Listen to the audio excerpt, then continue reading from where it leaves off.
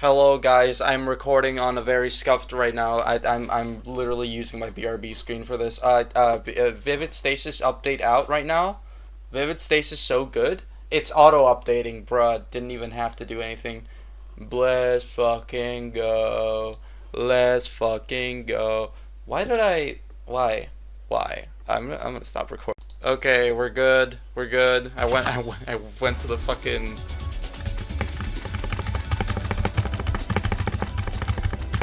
Alright.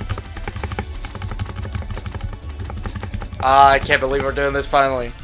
Chapter 3, let's go. For a while now, I've been having this dream. In this dream, I'm not whole. I've been torn apart by something I can't quite comprehend. Split apart, not organically, but with brute force. I, as I exist, am doomed to the fate of being an observer, unable to interact with what I'm watching. A girl in a lighthouse overlooking a clay doll representation of humanity. While those I observe can move between spaces, I am assigned to this space. All of this to say, if I am between the binary and the ternary, and she's on the binary, what does that make you? Whoa! Damn! What? I was not expecting that transition to light up so well. Taro mentioned.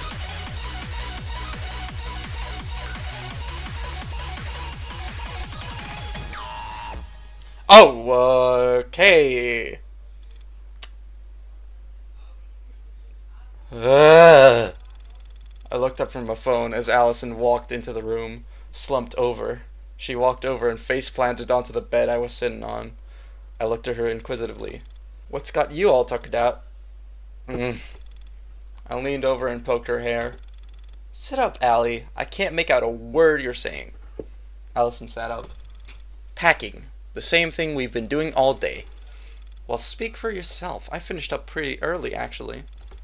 Yeah, because you don't have anything to pack. All your stuff is still back at home on the island.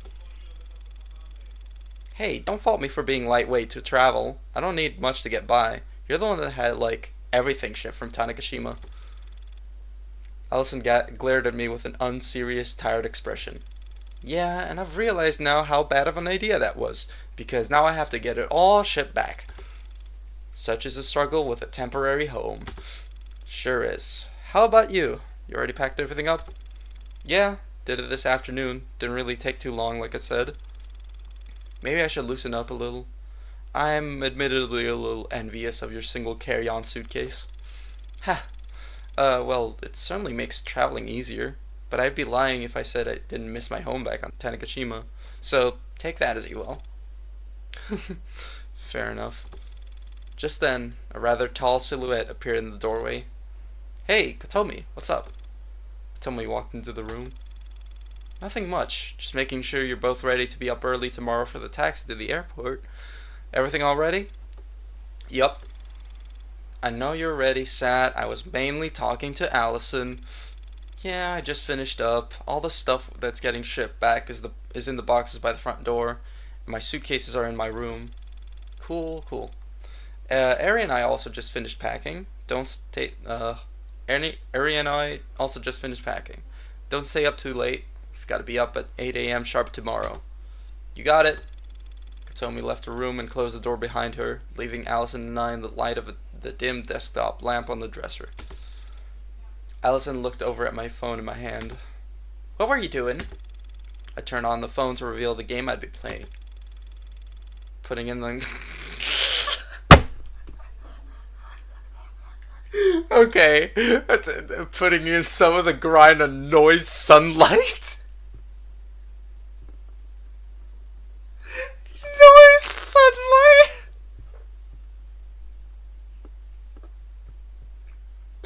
Okay, I don't know why that's so funny. I'm sorry. I might be just overreacting or something. It's noise sunlight. Okay, no, I'm good. Trying to clear that Chapter 5 update that just came out. Allison gives a lighthearted chuckle. Oh, I should have known. I felt a light impact against my side and I looked over to see Allison resting her head on my shoulder. I gave her a teasing smile. You want to rest your head on my lap? Allison moved away from me, flustered, of course. What? I mean, I wasn't. I just was like, you want to rest your head on my lap. Allison buried her face in her knees. Yeah. I put my legs down off the bed and let Allison lay down on my lap. I looked down at her, still flustered, with her eyes closed. There's the gay part. Hey, you can't fall asleep there, you know? Can't stop me. I can revoke your lap privileges, but you won't. I laughed softly. Yeah, you're right. I guess you're the sleeping beauty then, huh? Allison opened her eyes. If that makes you my prince, I'd say I got pretty lucky. Why is this girl the little cutest human being alive? Oh, is that too far? Sorry. No, it's okay. I was just not ready for that. An awkwardly long silence passes. Hey, I wanted to ask, are you okay? You've seemed kind of out of it all day. I guess you do know me too well for that to go unnoticed, huh? I guess it's not so much that I'm out of it, and more so that it really feels like this time, short as it was, is coming to an end. It's been 3 months since the stuff that happened at the shrine. I guess I just got too used to things actually having calmed down. Because once we step foot in Tokyo, we're back in the case, and anything could happen. I'm scared, but more selfishly, God, me when I speak, more selfishly, I'm going to miss these few months, even if they weren't easy. Really felt like this was a major change in my life for the better, you know? Sorry, I shouldn't dump all of this on you. Oh, Allie, it's okay. I understand completely. To be honest, I'm kind of in the same boat. My life already took such a monumental turn earlier in the year, and it really feels like we're about to take another one, doesn't it? But I think you and I both know this is something that we gotta do. It's not like either of us to go through all of that and just walk away. Yeah, I agree with you, but it's still scary, you know? Yeah, of course, but we're not facing this alone anymore. Neither of us are. Oh no, here comes the raspy voice bullshit. I'm sorry. Yeah. Huh. You're right, it's always going to be scary, but we'll press on anyway, right? Always. That's just how we roll. Yeah. We went silent for a while before I inevitably had to get Allison off of my lap so I could move into bed. Yeah, I'm not doing this because I want to be a hero. Looking back, it feels so foolish that I was worried about that. It's been so long since all this began, and it still doesn't even feel like this is connected to Tsuki anymore. Wait, did I say it and it still doesn't even feel? Huh? And it doesn't even feel like this is connected to Tsuki anymore. But I still need to see this through anyway. Oh yeah, because I read still in the... Why do people brains just do that? Why do people's brains just like glance over the word below and add that in? I'm not gonna ask any questions. That's for the psychologist to analyze. And if there's something awful waiting for me at the end of this, I'll face it head first, together with those I love. It was about a 2-hour drive from Minamiosumi to the Kagoshima airport. Luckily, the weather wasn't particularly bad, so most of the drive was scenic. Ari and Katomi had taken a different cab, which left just Allison in the one I was in. About halfway through the drive, I got a text from Ari. So I got everyone their own burner phone for while we're in Tokyo. Huh? Why? We're driving headfirst back into the situation that injured Saturday, and we know now that there's at the very least some kind of organization with actual power involved in all of this. I want at the very least for us to have some kind of protective measure here. I agree with Ari. Whatever group is involved in with all of this, without a doubt, knows we've been poking around. The more we can do to keep ourselves untraceable, the better. Wait, but wouldn't they be able to track this conversation if that's the case? Why are we talking about this in the group chat? Wait, yeah, Saturday has a point. Is that Katomi? I don't think I've seen Katomi's username before. They can technically track this conversation, yes, but they wouldn't actually be able to get the numbers of the phones from this alone. Ah, okay, I get you. I've given Kotomi hers, and I'll give you 2 yours. Once we arrive at the airport, just letting you know in advance to save explaining it in a crowded space. That makes sense. Thanks, Harry. Yeah, it's no trouble. Alright, go to Derry. I put away my phone and looked out the window. We were passing through Tarumizu. The ride was relatively quiet after that, with the occasional light talk between Allison and I. Eventually, the 2 taxi cabs met up at the Kagoshima airport. Airport, sweet airport, here we are. No, I am not letting you do that again. Bruh. Party pooper. I'm still not used to you two actually getting along. You know, Harry, you hated Saturday's guts just a few months ago. Hey, I never hated her. I just had a strong idea of what she was like in my mind. You know why they say not to judge a book by its cover, right?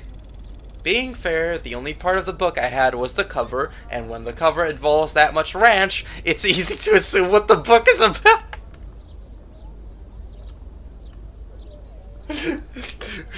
Are we talking ranch incident ranch or just ranch? I am not following along with this metaphor, sorry. Of course you aren't. Okay. Allison and Katomi chuckled and we moved off of the taxi drop-off area into the actual airport building. Sorry. By the time we got through security, it was afternoon. What gate are we again? Allison reached into her pocket to check her boarding pass. Gate 37 looks like, so that's down that way. I thought that's at dawn, bro. The brain rot is already setting in subconsciously. Oh wait, hold on. I want to ride the Movator. The what? That, the Movator, right there. I pointed at the treadmill-like thing on the ground. Oh no, this was in the preview. The moving walkway. Yeah, the Movator. Nobody calls it a Movator? Wait, you guys have never heard it called a Movator? I have never heard it called a Movator. It's a Movator, like an escalator, but it moves you. A Movator. An escalator also moves you. When I lived in Canada, people called it a Movator. Well, this isn't Canada, is it? That doesn't make it any less of a Movator? I hope you realize that in the time you've been arguing, you would have reached the end of the Movator. I'm going on the Movator. Then go. Nobody's stopping you. Okay. I walked over on the Movator and slid across it. Eri, Katomi, and Allison stood still the entire time and stared at me. It was a miserable experience. Okay, after we reached the gate, Eri handed us each our burner phones. They were really old, the kind of phone that had an actual numpad on it. When are these from? 2008? I mean, it's a burner phone. Of course you gotta get something cheap. Well, you know what they say, the best way to go unseen is to go retro. Nobody says that. I said it. Hey, that's my bit. Anyway, each one has the numbers of the other 3 in the contacts already. I've used our initials as well, just for an extra measure. Isn't this going a bit overboard? Like, yeah, it's good to be cautious, but this feels like bordering on paranoia. She is a cop. Trust her, bro. I don't mean to be blunt, Saturday, but do you want to injure your other leg? You know by now the danger of what we're dealing with. Yeah, but... No, yeah, you're right, sorry. Mary seemed a little taken aback, as if she wasn't expecting me to actually change my position. Yeah, anyway, I'm going to go grab some snacks for the flight. Katomi, come with me. What? Do I have to? Yes. Allison, Saturday, do you two want anything? Any bag of chips should be fine. What about you, Sat? If you can find one, a flaming hot Mountain View. Flaming hot Mountain View. Okay, I've kind of become hooked on those. That shit's bad for you. What isn't in this economy? I'll look anyway. We'll be back shortly. Eri walked off, with Katomi slouching behind, clearly not amused. I guess we should take a seat? Didn't look like it was going to be a very packed flight, so there were plenty of open seats for us to sit in while we waited to board. We took a seat and waited for Ari and Katomi to come back.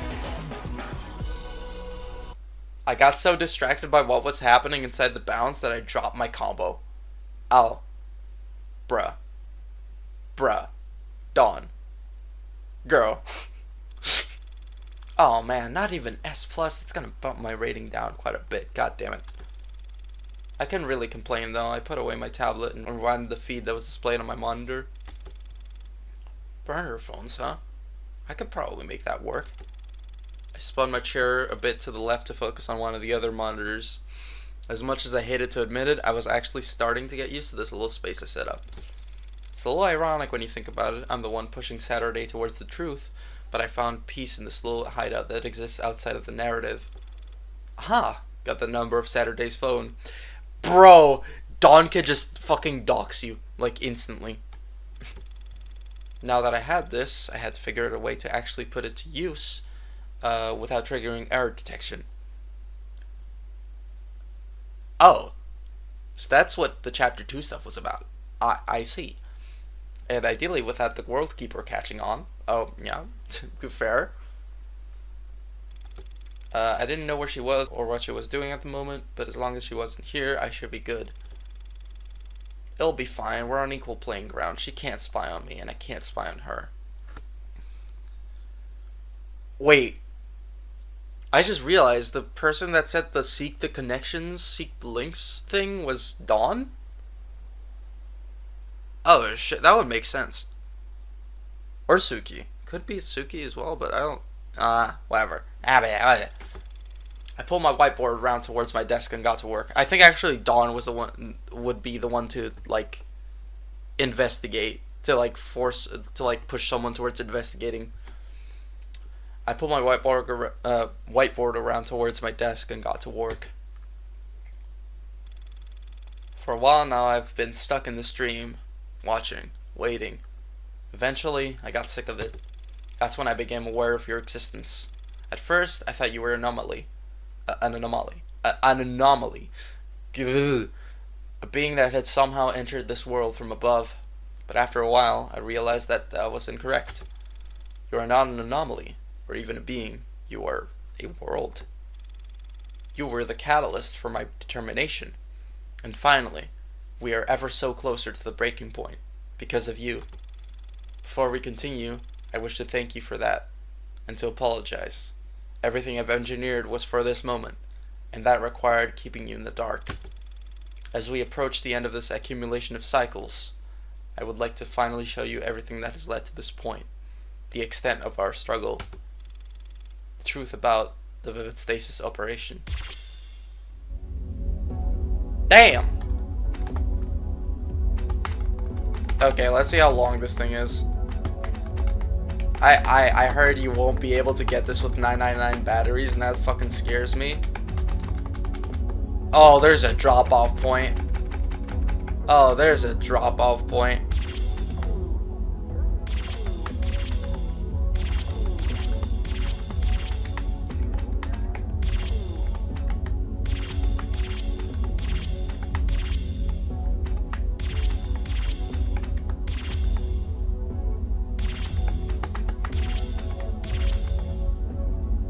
Oh, 70 bytes. Oh my god.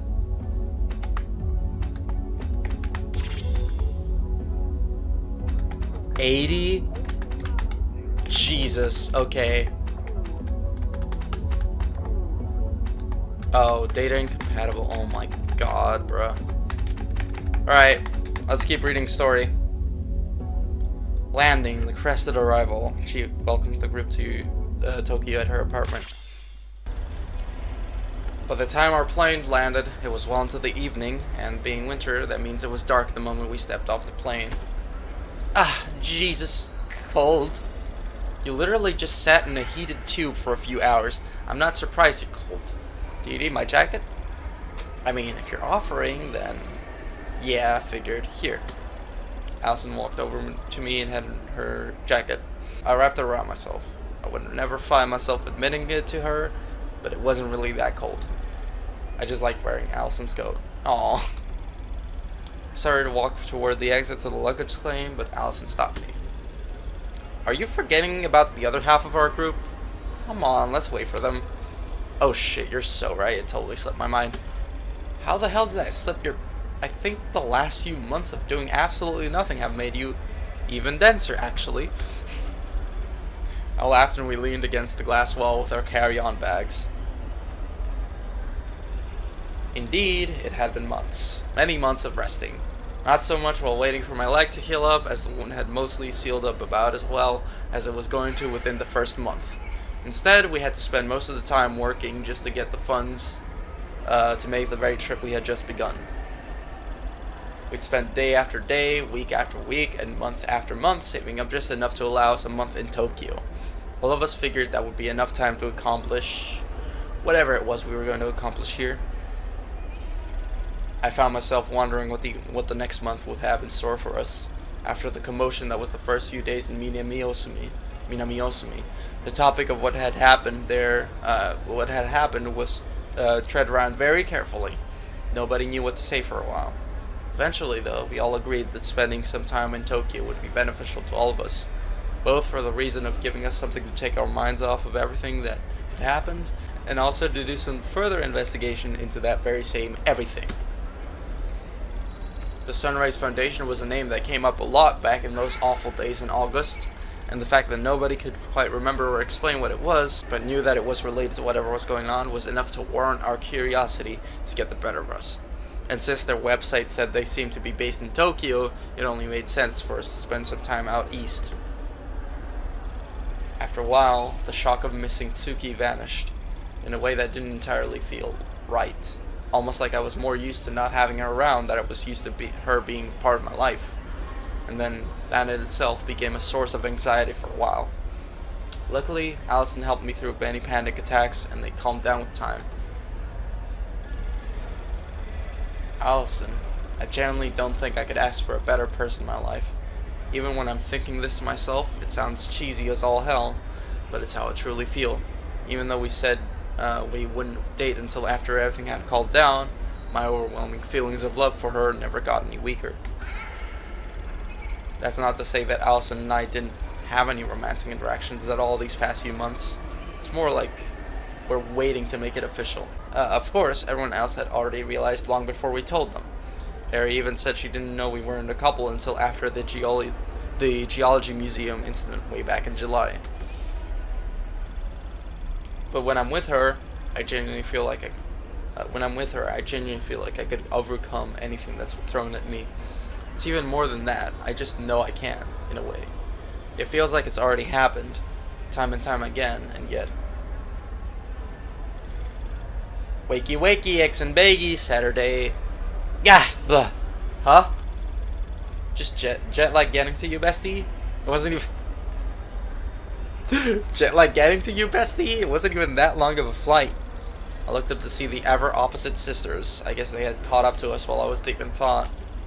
Hey, shut up. I had an energy drink at the start of the flight. Aren't those supposed to keep you awake? Well, yeah, but I have weird brain. Caffeine is just a knockout drug for me. It's true. I can back this up. Oh god, she can back this up. Allison looked over at me. So, have you heard from Chiyo about her current whereabouts yet? She's supposed to be picking us up. Oh, yeah, she'll be right outside the baggage claim by like 8:30. Why did I say barrage? I almost said barrage, bro. We'd best get going then. Come on. Katomi sprinted down the log passageway leading to the baggage claim. The remaining three of us looked at her defeatedly. It's still 8:20. Regardless, we ran after her. Better to be early than late, probably. Turns out Katomi might have been right to run, as all of us severely underestimated the size of the airport. In the end, however, we managed to make it in time. The baggage claim was just before the exit, so after we got our bags checked, we stood outside and waited for a few minutes. Eventually, a taxi pulled up with a familiar-looking girl sitting inside. Hey, there she is. Chiyo! Saturday, Allison, Eri, and your Katomi Nichibotsu, Eri's sister. Oh, you're Katomi. Nice to finally meet you. I'm Chiyo Sakamura. Yeah, I know that. Yeah. Anyway, Gio, what's with the taxi? Didn't it feel like driving out here? Didn't feel like driving out here? Saturday, I don't have a driver's license or a car. I'm a very strong public transport advocate. I thought I told you this. What? No, you totally didn't. She totally did. She did. It's literally so recent that you can see it in your messages without scrolling. You guys are no fun. Anyway, my place is pretty close to here, but the bus doesn't run at a reasonable enough rate for me to be here at this time, so I took a taxi. Speaking of which, we should probably not keep them waiting. Good point. Sat, give me your suitcase, and I'll put it in the bag with mine. I noted and rolled my suitcase over to the back of the taxi. Allison opened up the trunk and slid our bags in together. Despite her relatively short appearance, she was much stronger than I was. But that isn't exactly a hard bar to pass. I sat down in the back seat. Saturday is sat. Sat is sat. And the other three slid in beside me. It was the tightest fit I'd ever been in my entire life. And being squished in next to the person I was madly in love with made the ride a whole lot more awkward than it probably should have been. Luckily, it was only about a 35-minute drive from Tokyo International Airport to Chigo's apartment in Ikebukuro. Which, to be honest, is 35 minutes longer than I would have liked it to be, but it could have been a whole lot worse. Chiyo's apartment was a part of a small 3-story condo. Luckily, there were a few extra rooms that Chiyo usually used as an office space that she'd prepare mattresses in. Ari and Kotomi got one room, and Allison and I got the other, which was fine by both of us. Oh, did you finish setting all your stuff up? Yeah, not like there was much to set up. All we had was the stuff from our carry-on bags. That's fair. Where are Allison and Ari? I think both of them are in the rooms. We had to get up early to pack for our flight, so it makes sense that at least some of us would be exhausted. You guys aren't, though. I'm nocturnal. There are times where this is about the time of the day I wake up. Oh, I see. That doesn't sound healthy, but I'm not your caretaker, so I won't pry. Appreciated. My sleep schedule is already enough of a hassle.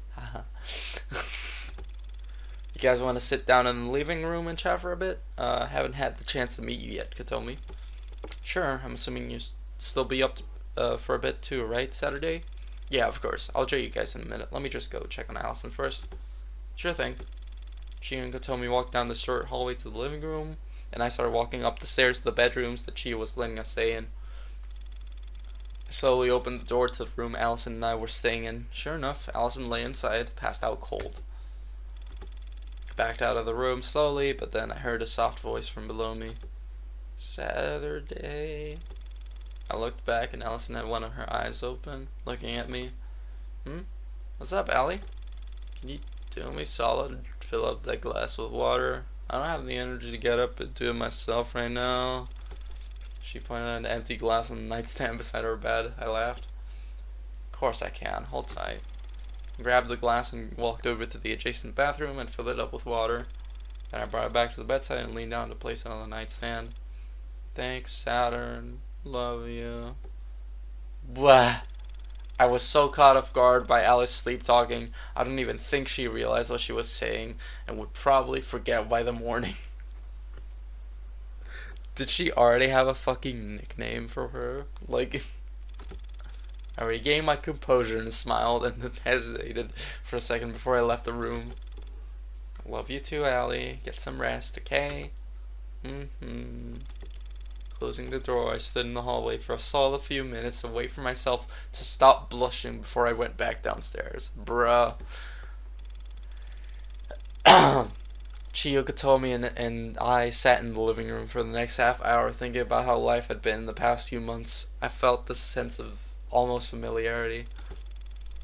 Growing up, I'd always been the loner aside for the few friends I'd had. And even then, aside from Allison, none of my friends felt super close to me, in a sense. But now I felt like I'd really found the people I loved, and that I would do anything to protect.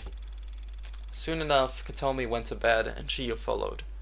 I sat in the living room alone for a few minutes before retiring for the night myself. We had agreed to spend a few days out enjoying the city before doing any kind of thinking about the Sunrise Foundation, and I didn't want to be even remotely tired for that.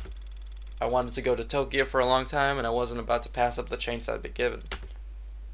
Huh? Huh? Wait, what? Didn't I live in Tokyo at one point? Oh no. Oh no. They're doing the thing. They're doing the thing. Okay. You know what? My voice is tired out, so I'll just go through the rhythm game. Actually, okay, there's nothing here yet.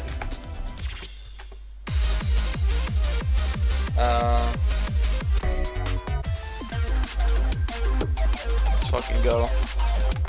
Alright, I need to do this on harmony. Let's fucking go. Bird up.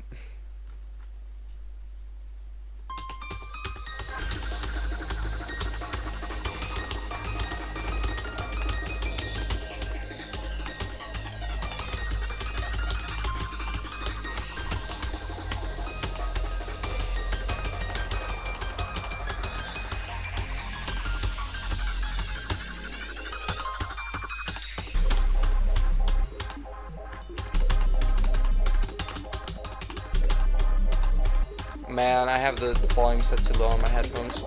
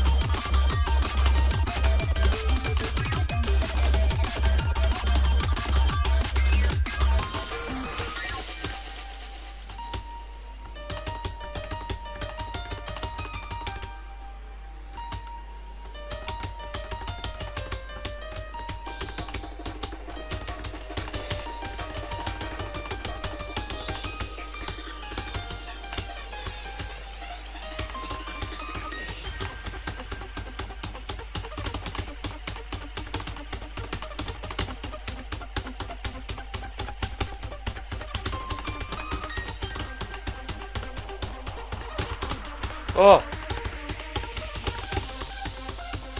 The good on the hold note, no.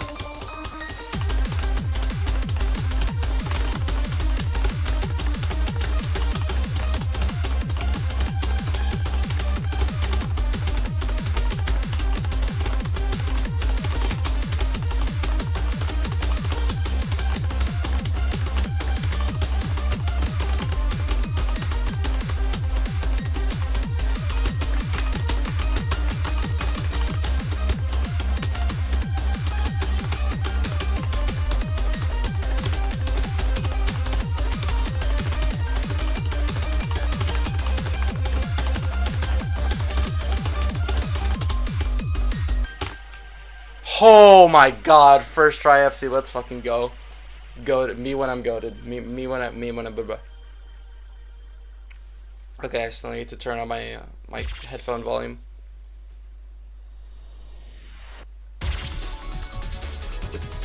There's your stuff. Rhythm game nerds here, eat your heart out.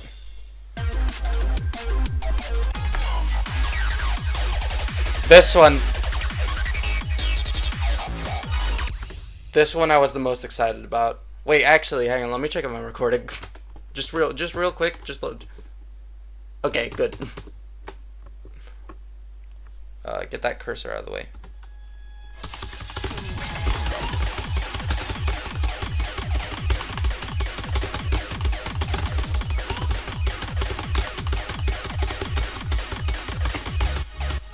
You need the code.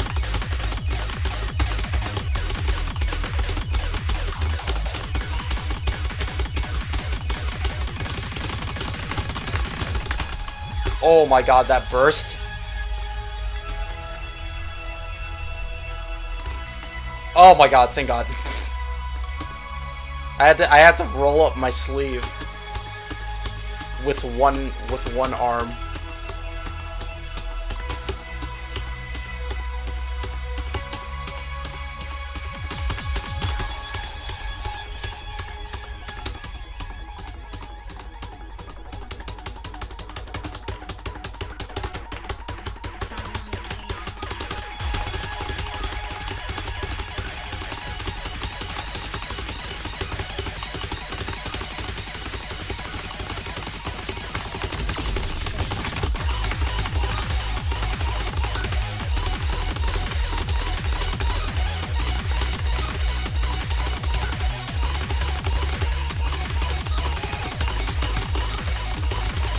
Holy burst.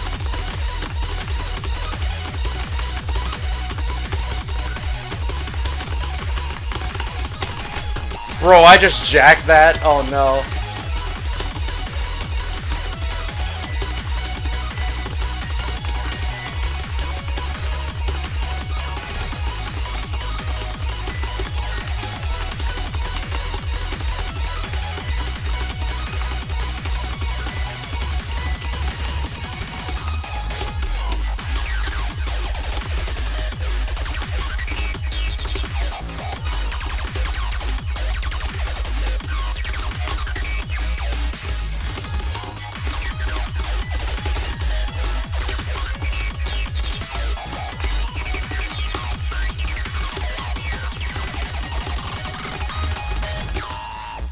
Bruh. I still got SS. That's SS, right? Yeah. Damn. Okay. This is where I should probably be paying attention. Oh god. UTF? Oh no, UTF is next. I'm not ready for UTF.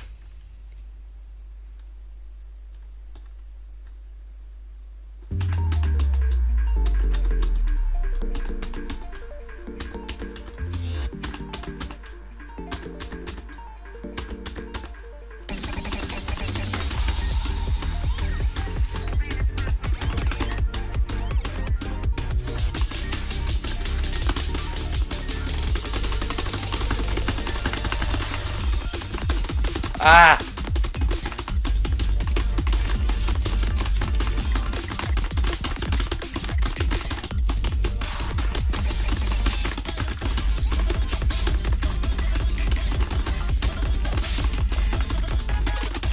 I love how Lundy's style is entirely just inspired from Daria Core, like you can hear that shit.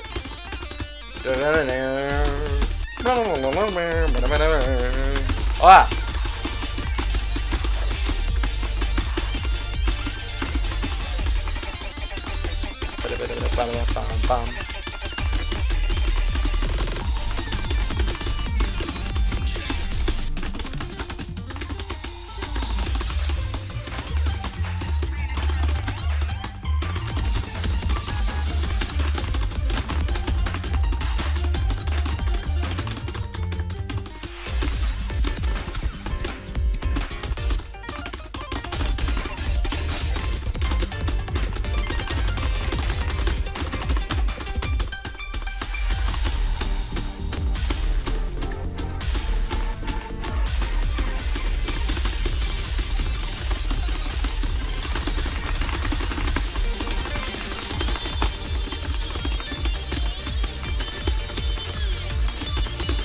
What? Marion ass fucking sins, what the hell?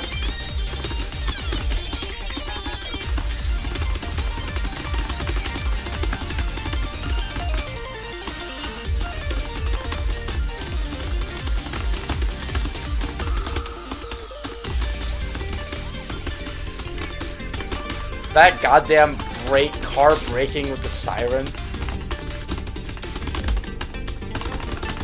At this point, it's a fucking Lundy producer tag, even though it came originally from Daria Corp. Yeah, I just realized my mic is delayed by like 200 milliseconds. I forgot to turn that shit off. There we go. All good. Oh my god, I need to... All this time I had my task manager on. Bruh. Oh god. This is where I die. This is where I die. This is oh, star underscore char this. Oh no, this is where I perish.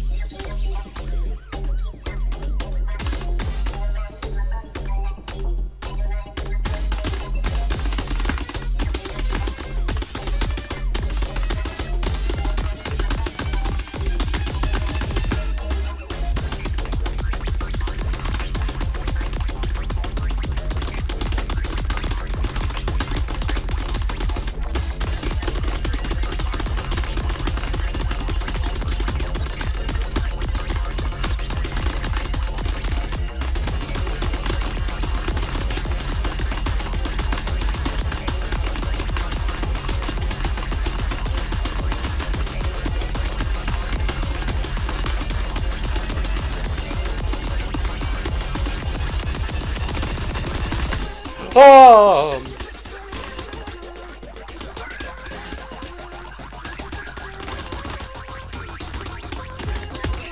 I already know this is going to be like my top songs of 2024.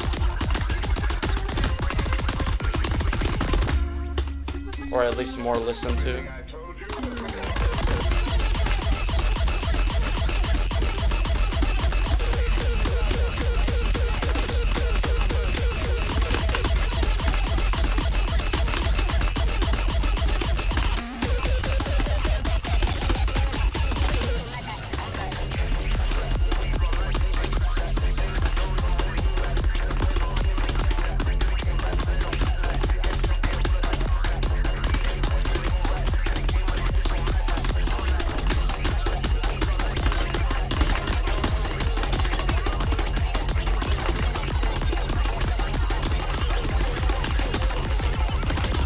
Ah, ba ba ba ba ba ba.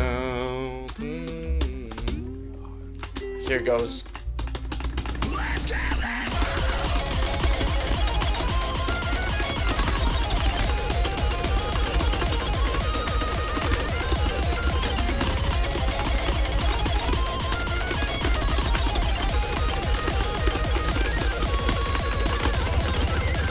I'm actually a god at VSRGs. No fucking. I don't know how loud I said that. Holy shit! I need to calm down.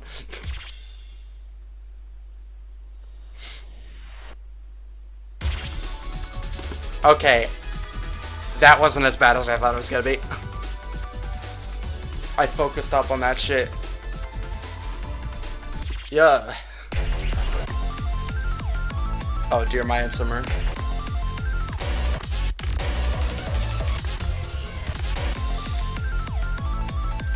Alright, do we want to play? Yeah, we do. End Stelly. Oh yeah, this is one of the backlogs.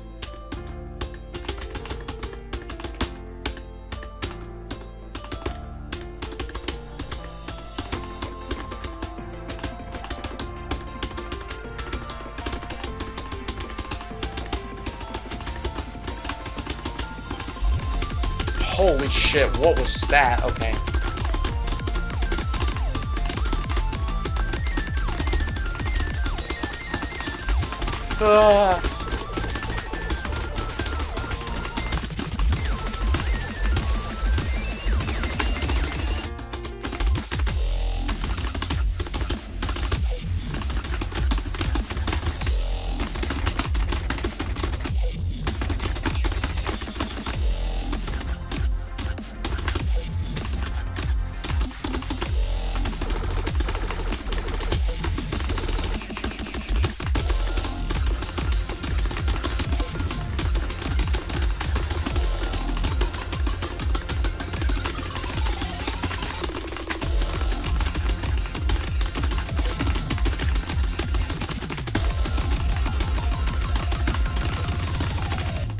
Holy shit.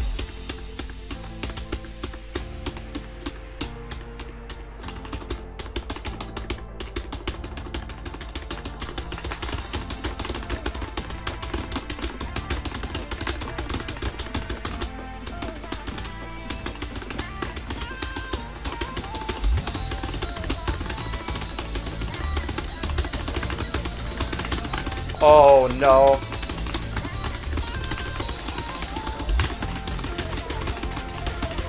Wacky bumper trails or whatever those patterns are called.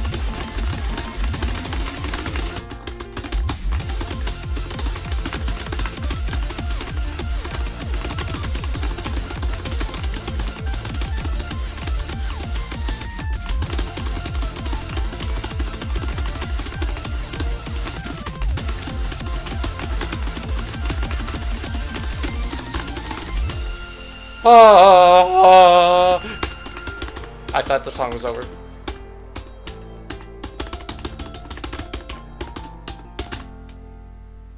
Damn. Well, there goes. I guess that's S plus. Yup. Oh fuck. All right. Now let's go back to story.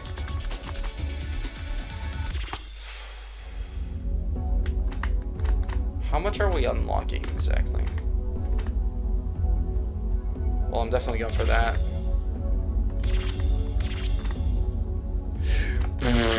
Okay.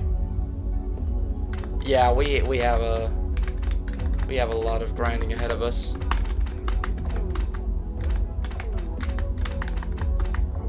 Let me just attempt to unlock this. Never mind. Okay, I am back. I'm back. Right? I did quote unquote grinding. I grinded so much, guys. It was exhausting. You wouldn't believe. I'm sorry, Joel. Capital. Settling in preparation. Saturday, Allison and Kotomi spent some time in Tokyo. Though it was already our second day in Tokyo, it was our first chance to actually go out and explore a bit. We'd spent the entirety of the 17th recovering from jet lag and general exhaustion from packing everything up and moving it out of our temporary home in Kagoshima. So it wasn't until today we actually had the chance to get out of Ikebukuro. Ikebukuro Station. Wow, so this is what a subway station in a big city looks like. Sad, it's not that different from the ones down south. We just never ride the metro line. Sure it is, it's all in the vibes. And as a certified vibes expert, I proclaim that the vibes here are totally different. How are you making that sound with your mouth? Tell me. After a while, I learned to stop questioning it. I'm surprised you haven't, Allie. You've known her for way longer than I have. There's some things about the nature of reality I haven't come to terms with yet. Damn. Damn, that's deep. Damn. Katomi walked over to one of the automated kiosks and printed 3 tickets, one for each of us. It was just Katomi, Allie, and I today. Eri and Chiyu had stayed back at the apartment to go over the facts of the case once more. I would have liked to stay with them, but I can admit that my energy might be a bit of a hindrance for someone trying to think something through intellectually. It was probably best to let the detective do the work, so Katomi, Ali, and I grouped up and decided to take the Yurakucho line to Chuo to check out the Ginza shopping district. Oh, they're going to Ginza. Okay. By the way, Cheryl did mention that this was like one of her like life experiences, and she's like replicating it word by word. I cannot wait. Katomi walked back and handed us our tickets. This is only valid for one trip. We'll get longer tickets on the other side. Got it. Katomi scanned our tickets for us and we walked through. The ride to Ginza Ichome Station was about half an hour. Ginza Ichome Station was about half an hour. The train we were on was decorated with a lot of cute advertisements and decorations. Oh, this could be the future of public transportation. These are all things we have on the other metro line Saturday. You just always take the bus. I glared at her jokingly. You're ruining my whimsical sense of discovery. That's bad vibes, Allie. Allison sighed, but chuckled. Though the ride was uneventful, just looking out and seeing the sights of the capital of Japan as we rode through Bunkyo and Chiyoda made the ride feel like the gift of a lifetime for me. I was never really partial to the nature vibes of Tanegashima, even if I missed it having been away for so long. Jeez. Even despite that, I often found myself forgetting I had lived on Tanegashima in the first place. Holy shit. It was probably natural after not living there for a few months, but it felt a little unnatural. Like the fact of living there in the first place wasn't right. But I shook the thought from my mind. Stepping out of the station, Katomi pulled out her phone for directions. Here we are. We can split up from here, but make sure to keep in contact through text. At the absolute latest, let's meet back at the station by 4:30, yeah? Sounds good. Where are you two going? I'm going to Ginza 6. I've heard a lot about it for a while. I want to check it out. How about you? I'll probably just wander around the streets for a bit. It's not often you get the chance to just wander around Tokyo. What are you going to do Saturday? I'm going to take a taxi up to Akihabara. More my kind of vibe. Oh, she's a weeb. She's so weeb. That's pretty far out. Should I come with you? I mean, if you want to, but I know how to use a taxi system. Allison seemed to contemplate for a second, but thought it would be better to just trust me, which I appreciated. Okay, just text if something happens, okay? Yup, we'll do. The three of us split up, each exploring the big city in the way that appealed to us most. Despite the rough circumstances that led us here, the chance for a trip to the capital isn't worth wasting. Ari and Chiyo would discuss them at home, but we were all more than willing to take a much-needed breather. Immediately after stepping out of Akihabara Station, I was assaulted with a wave of sound. It made sense after all. Akiba was the biggest electronic district of Tokyo, covered from head to toe, or floor to ceiling, with anime and video game merchandise. There's gotta be some sort of insert Sega or Konami rhythm game here. I swear to God. Holy shit, this is insane. Of course, my excitement and adoration tripled once I actually reached the main strip of Akihabara. Even though it's full of glory shown in the night hours when the streets were all illuminated by the neon glow of the buildings from all angles, the sheer size of everything made my jaw drop. Buildings were adorned in signs in all possible positions, and even the characters on the sign seemed to be fighting for space just to say everything that the sign wanted to say.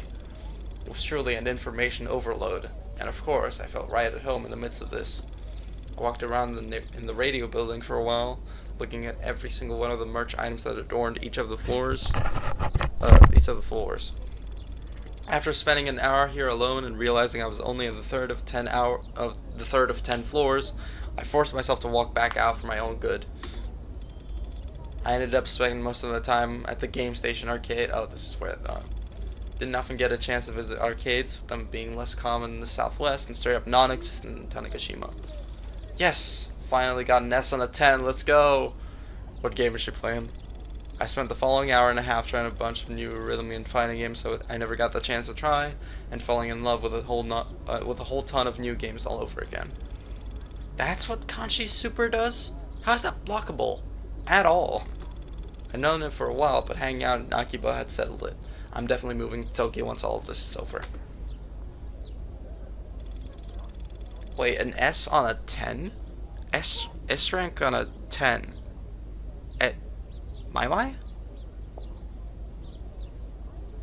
This is implying either my or Chunithm. Right? Beatmania, maybe? I don't know about Beatmania. Whatever.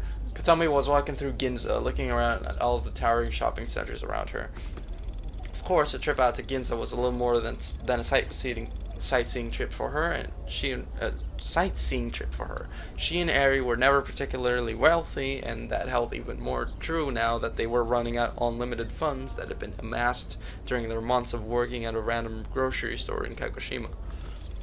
Honestly, I'm glad that Nightmare is over. Never sent me back to retail again. The extravagant atmosphere of everything related to Tokyo, but especially Ginza, served as a sort of reminder for Kotomi. A reminder of a fancier world that existed beyond what she'd lived up to that point, being stuck on Tanegashima her whole life. Not to say she wanted to be super rich or anything naive like that, but Kotomi had a habit of letting others trample over her for the sake of her own success, and you don't really make it anywhere in life if you don't learn to have the care and love for yourself as well. Kotomi stopped in front of a video game merch store, which weren't particularly common in Ginza. Did I accidentally walk all the way to Akiba by mistake? Well, whatever. She wasn't really one for that kind of childish entertainment as she saw it, but decided to take a look inside anyway. The store wasn't nearly as big as the large expensive department stores that make Ginza what it was, but instead a humble one-story installation into a larger shopping complex. Kotomi browsed the aisles for a little while as she looked at titles of video games she'd never heard of. Oh, Xenostrike Legends. I think Saturday told me about that one. Though she never say it to her face, at least not for a while, Kotomi envied Saturday in a way. Saturday had the kind of freedom and energy that most people envied once they hit their 20s, and although Saturday would turn 20 next July, Kotomi didn't doubt for a second that that energy would stick around for a long while.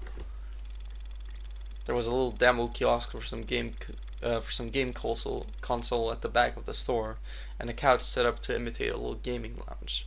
So, for once in her life, Kotomi decided to enjoy a bit of the youth she thought she didn't have anymore, and ended up spending 2 hours in the store trying all of the different games.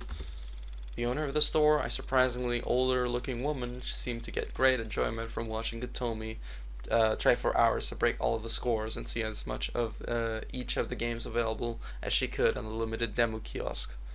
When her lunch break came, she decided to go and sit down next to Gatomi on the couch.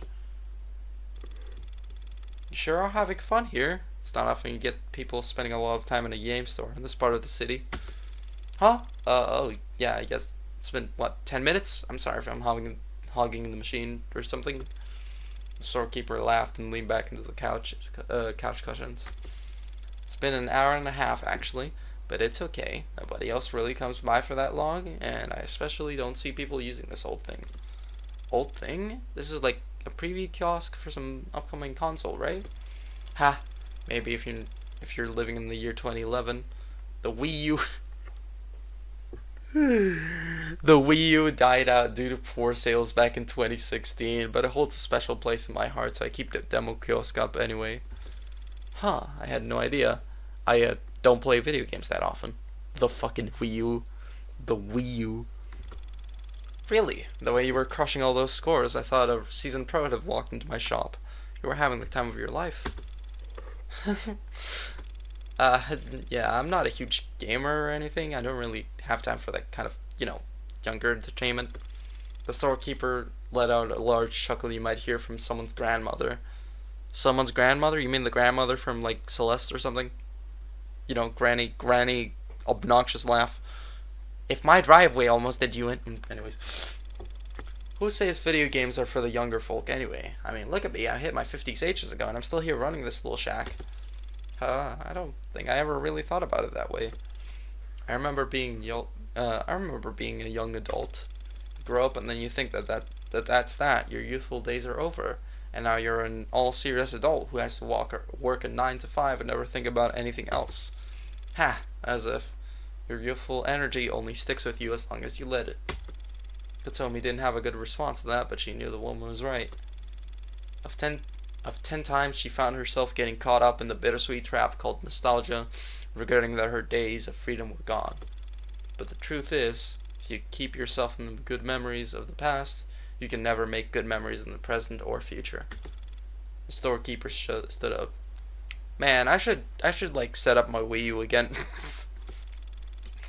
This thing was a commercial failure almost a decade ago, but I still have some for sale in the storeroom.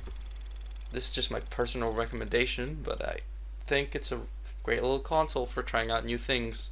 Never had an overwhelmingly large game library.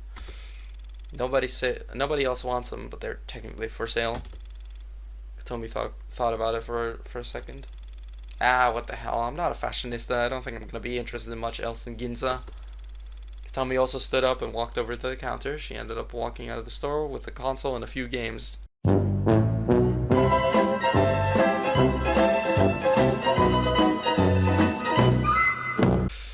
It's already 4. Allison ended up not buying much, instead looking around at all the expensive clothes and finally finding herself a place to sit down in the food court. Of course, she knew that she wouldn't end up buying much. She was more so just taking in the atmosphere of a place where so many people cared about their appearance and the way they present themselves to the world. Oh yeah, that is true. Literally, if you wear like casual streetwear, like Western streetwear in Japan, like if you're not dressed up in like a suit or like, professionally, you will be stopped by police. And they're like checking your bags and stuff because you're a foreigner and you're like wearing casual clothing. I don't know. Some weird etiquette in Japan, I guess. So many people here in fancy, cute outfits. I kind of feel out of place in here with just my normal jacket. Allison was never particularly one to care about her outward appearance or presentation, and she never really understood why people would, at least not in the beginning. All of this changed when Saturday came out to her as transgender though. Thinking back on it, it's really been 7 years since then. Man, I don't want to think about the fact that September 2015 was over 7 years ago now. At first, Allison hadn't really understood the concept when Saturday had brought it up to her, but thinking about it for a little bit, it felt fairly obvious to her. Why shouldn't people get the chance to choose who they want to be? gender, sexuality, race, religion. All these properties don't matter as long as the person is kind and humane. That was what Allison believed. So she was relatively quick to accept who Saturday wanted to be. But both of them were still young, so the idea of someone harboring hate stemming from another person's identity didn't make sense to them. Truly, to be young is to be more blissful. Though Allison had always been more confident about her gender and being fine with who she was on that front, Saturday's own realizations about her identity did lead Aunt Allison to think a bit on her own life throughout the years. It was through this that Allison realized she was asexual. I remember growing up thinking, wow, all that stuff is kind of gross, and then everyone would tell me, you'll stop thinking it's gross when you're older. And then I just never stopped thinking it was kind of gross. Allison had struggled with that for a long time. She had felt like because she wasn't seeing what everyone else saw, she was defective, or something was wrong with her. Saturday helping her out with her own journey of self-discovery was what made her fall in love in the first place. Even from the start, Allison and Saturday had always been the most important person in each other's lives. One might wonder how it took so long for the true feelings to blossom. Suddenly, Allison's phone buzzed when she read the chat log on her lock screen. She couldn't help but burst out into smug laughter. How do you leave the subway? Follow the yellow exit signs. Heading up. No, like, what does the exit gate want from me? Put your ticket in, and it will open and shoot it through. Oh, here it is. Was I supposed to get my ticket back from the station I put it into? Oh god. Oh, yes. It comes out the other side. Oh. Uh-oh. With a helpless grin, Allison stood up from the food court. It looked like she would have to rescue Saturday from the Ginza metro station. Bruh. That's fucking funny. Oh god. Data incompatible? I'm scared. Fuck it, we ball. I opened the door that only she and I could see. Light streamed into the room, though I had immediately left when I closed the door and disconnected my room from the world. I'm home. Not like anyone's going to answer that. Stepping into the artificially lit room, I placed the groceries I'd obtained on the counter and flopped onto my bed. I let out a loud sigh, then I heard a quiet pinging sound behind me. Why do you always talk to yourself like that?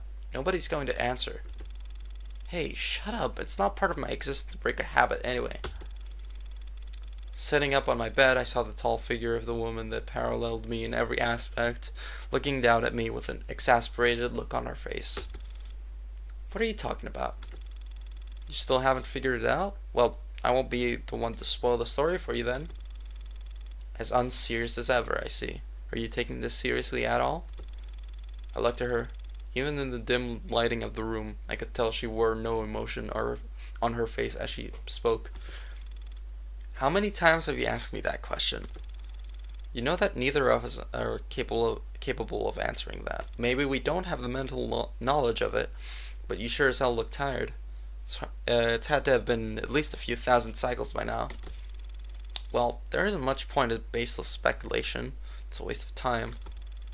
There was a brief bit of silence as she stood there just looking at me. Sit down. It's the least you can do.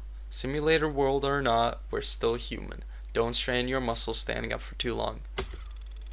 Where's the trick? Did you place a detonator on the chair? Spikes? Man, if I wanted to attack you right now, I'd have a hell of a lot of better ways of doing it. I don't have the energy. Just sit down. Or don't, and strain your legs, and make my job easier. Tsuki, whose actual designation was the World Keeper, took a seat and started rummaging through the bags of groceries I had bought. Hey, I spent money on those. Hands off. Money that you artificially hacked into reality? Money's money. I don't want your grubby hands getting anywhere near my stuff, thank you very much. Bruh, she really just did infinite money glitch IRL, no fucking way. Suit yourself. Oh, well, IRL, it's a fucking simulator world. I was just seeing what someone like you would get to eat. It felt like it had been eons since I first met the woman before me, and in a way, it's possible it had, and I never have any way of knowing. But as far as my own memory is concerned, it'd only been about half a year. Half a year ago, I'd been vacationing in Tanegashima when I saw her for the first time. It was the exact appearance of my old friend, Tsuki. I tried to speak to her with... Oh, Tsuki was Don's friend? Oh, shit. At the Geology Museum. Sorry, who are you? I don't recognize you. It's me, Don. You at least remember my name, right? I'm sorry, I don't have any recollection of ever knowing a Don. Huh? That stung, but it was within the realm of possibility. It had been over 10 years since we'd last seen each other. But the more I thought about it, the more it had begun to strike me as strange that I was even seeing her at all, because my last memory with Tsuki was her unexpected death in 2010. Shit. Despite my better judgment, I decided to investigate, knowing that it'd likely be heard more than by the unknown than by anything I could uncover. Do you think we'll ever close this loop? Well, a pretty easy way to close the loop would be for you to just forfeit your little game, I guess, but we both know that's not happening. Sometimes I wonder if an alternate way out of all of this would even be in the realm of possibility, but Tsuki pressed her fist down the stone countertop. It's not possible.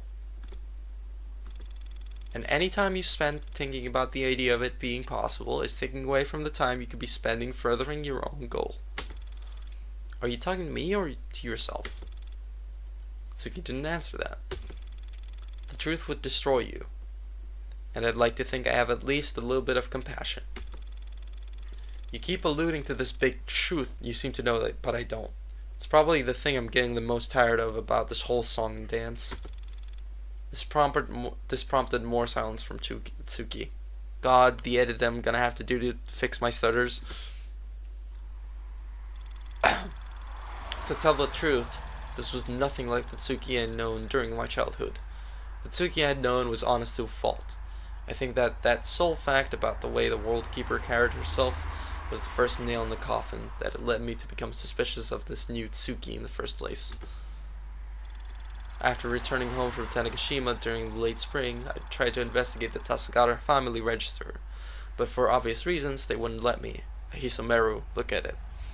I was about to give up and simply blame it on coincidence, but something happened that changed everything. Eh? What's going on there? I spotted something out of the corner of my eye, but when I looked at it, it went away. Well, went away wasn't a great way of putting it. More so, it returned to how it should be. It was a piece of the terrain of the world that had begun to glitch in my peripheral vision, but stopped when I focused in on it or moved my eye. Is this Troxler's fading? What is Troxler's fading? Troxler's fading? Yeah, you know, that effect where if you look at something for a while, other things in the background either... Oh, other things in the background either blur or disappear. Okay, I guess. Ah, that. Wait, who said that?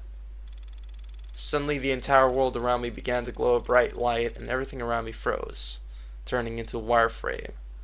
I think I can make out a faint figure, but it's everywhere at once, above and under me, woven into the fabric of reality. What? Ah, Liberator. Surely you understand upon seeing this scenery. Who are you? Where are you? What's happening? And then it all hit me at once.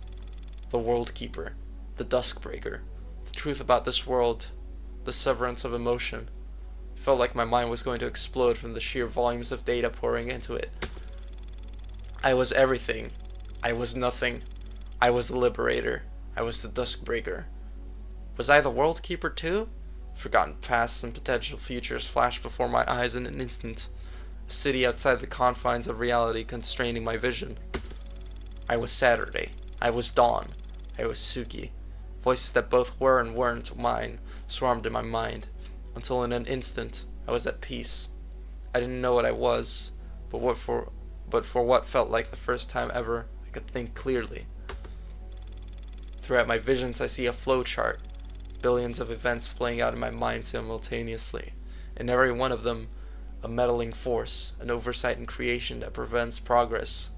I hate what they're doing, what they stand for, but try as I might, I can't help but feel a fondness for them.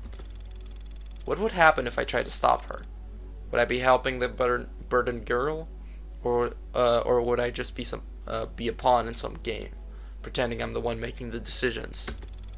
I watch the burdened girl struggle, and I can't help but love her for who she is, and feel as though it's my duty to empower her, to be the force that lets her thrive through her hardships. I see another potential future, one where there's an opposing force, Liberator. I feel fond of it too, but in a different way. I can't tell whether that's me or some other entity entirely. It doesn't act like me. It feels like it's a version of me playing a role on stage, and my body is simply a puppet for it to act through. The voices swarming around my head have come back, and I clutch it in frustration. Came back? Will have come back? Time becomes a meaningless construct, a fourth dimension in a world that's so clear to me has a fifth that I simply can't quite breach, a boundary that I can't quite No way, boundary shadow reference. The world is a fractured mess, and I feel like it's my duty to put it back together. Our duty?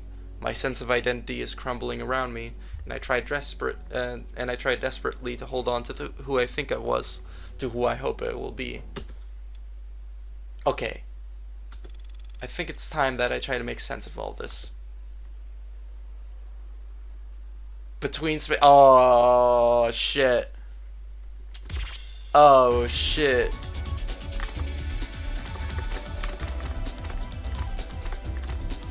Alright, fuck it. Let's do it. Let's do between space.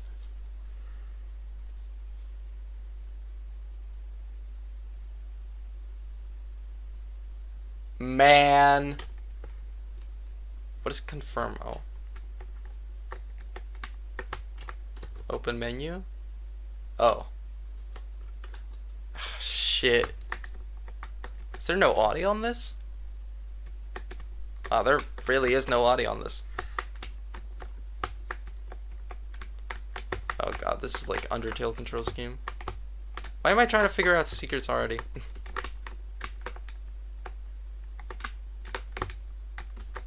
I should not be doing this shit. Is this... Okay.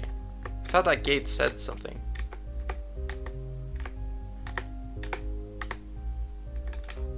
There's a sign on that door. Should I not be able to read it? No. Wait, this is the song from Boundary Shatter. What? Sunrise 00. Okay. This is the first log filed into the Sunrise Foundation's backup database. Today is June 16th, 2015, and we've just moved into our new office space.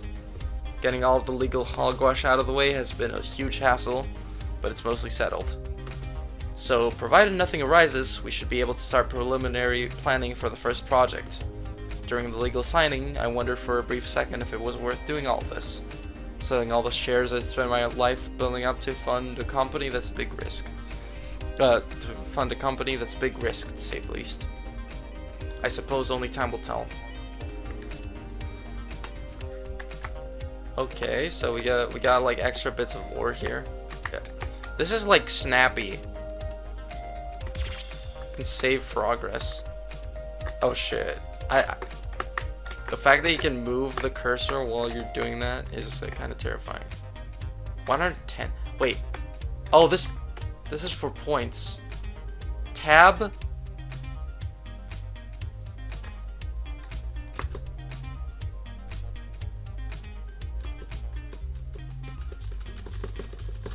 Tab plus restart? Okay, well I don't know what this means. Wait, is this the secret song? Oh no. Oh god, there's so much stuff here. Oh no, this is gonna take a while, isn't it?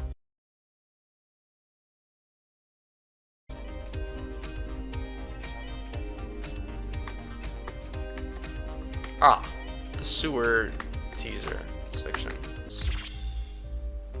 Oh, do they actually? Oh god, they actually take my gems. I think. Currently held. Oh yeah. Fuck. Roadblock, I think that says. It goes off the screen. Today is February 3rd, 2019. We have reached a critical roadblock in the development of the Duskbreaker headset. Though we can easily construct a VR headset equivalent, the design for the Duskbreaker requires more accuracy with its simulated world. We will continue investigating possible ways to achieve this, but I'm not currently hopeful. Fuck, I keep forgetting the controls. I literally went to WASD. Average WASD enjoyer, by the way. Fucking idiot. Goddamn. What? Duskbreaker 048 fourth? What? I've become enlightened to the state of everything that will ever and has ever existed. It was just a brief moment, but in that time I saw the world and every world for what it is.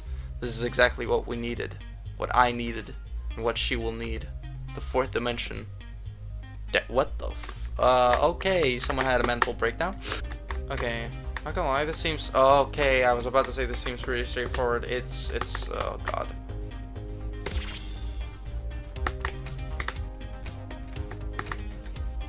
Oh, are you? Oh my god, there's puzzle rooms. Okay.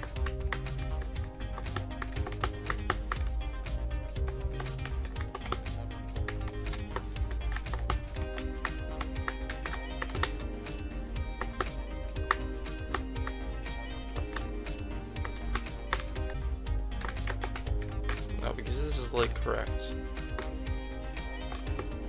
No, wait, what? What? Huh? I'm so confused. Why the hell is this like Scary Maze?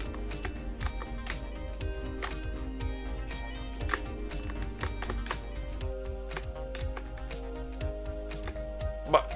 Huh? What?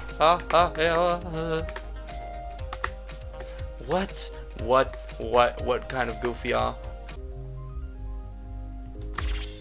Duskbreaker Simulator. Days April 2nd, 2019. We've begun work on attempting to simulate a meta layer. This simulated world will be what the entire framework of the Duskbreaker is built upon. Of course, it's not a naturally occurring meta layer. It's not possible for me to create one. I'm not entirely sure why. However, if we can cause the brainwaves of a subject in the Duskbreaker to temporarily reside in the simulated meta layer, it can create the simulation to the degree that is required for the Duskbreaker to work at expected efficiency. Duskbreaker 059 ed something. Today is April 19th, 2019. The lead engineers today have begun work on the EDEP modules, that is, error detection and error protection. Oh, I see.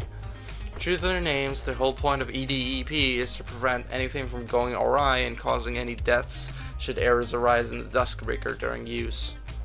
We've decided to use the 1028 AI framework for this. It's significantly more advanced than any artificial intelligence currently on the market. Oh, Jesus. Time flies, doesn't it? Of course, it will still require a fair amount of fine-tuning, but with EDEP, the chances of severe damages caused on account of the Duskbreaker drastically decreases. Cheryl said, like, this is like, what this defines what a Cheryl game will be like, but, like, I don't know what context this refers to, because, well, hello there. Well, I just unlocked the song. Today is December 10th, 2020. Duskbreaker test run, by the way. Can't believe this day has finally come. In just under 2 weeks, the first test run of the Duskbreaker will be carried out here at the Sunshine Foundation's 4 atrium. Oh, that's where they were. So much of my life has been building up to this moment. I'm truly ready to finally put an end to everything that started over a decade ago now. May the light of the sun bless this infusion of self. So, were they partially religious or something? Can I just... oh. No, I could just start it. What the hell? Why does it say 0 out of 10?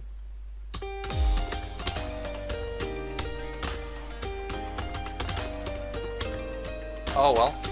I guess I'll trust the process.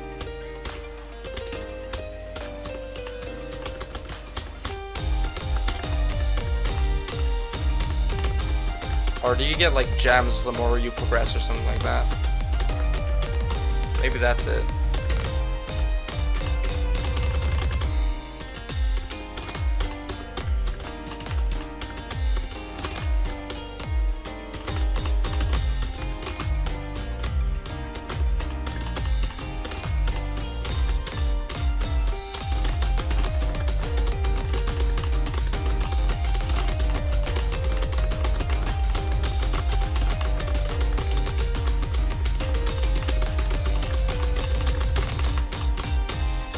What the hell was that pattern? Holy shit.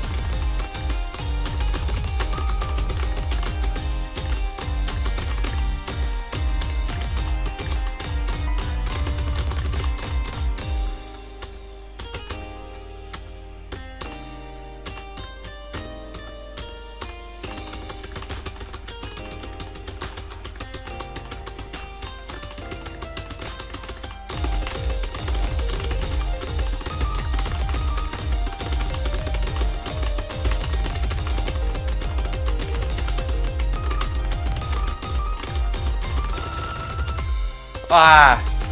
The burst got me.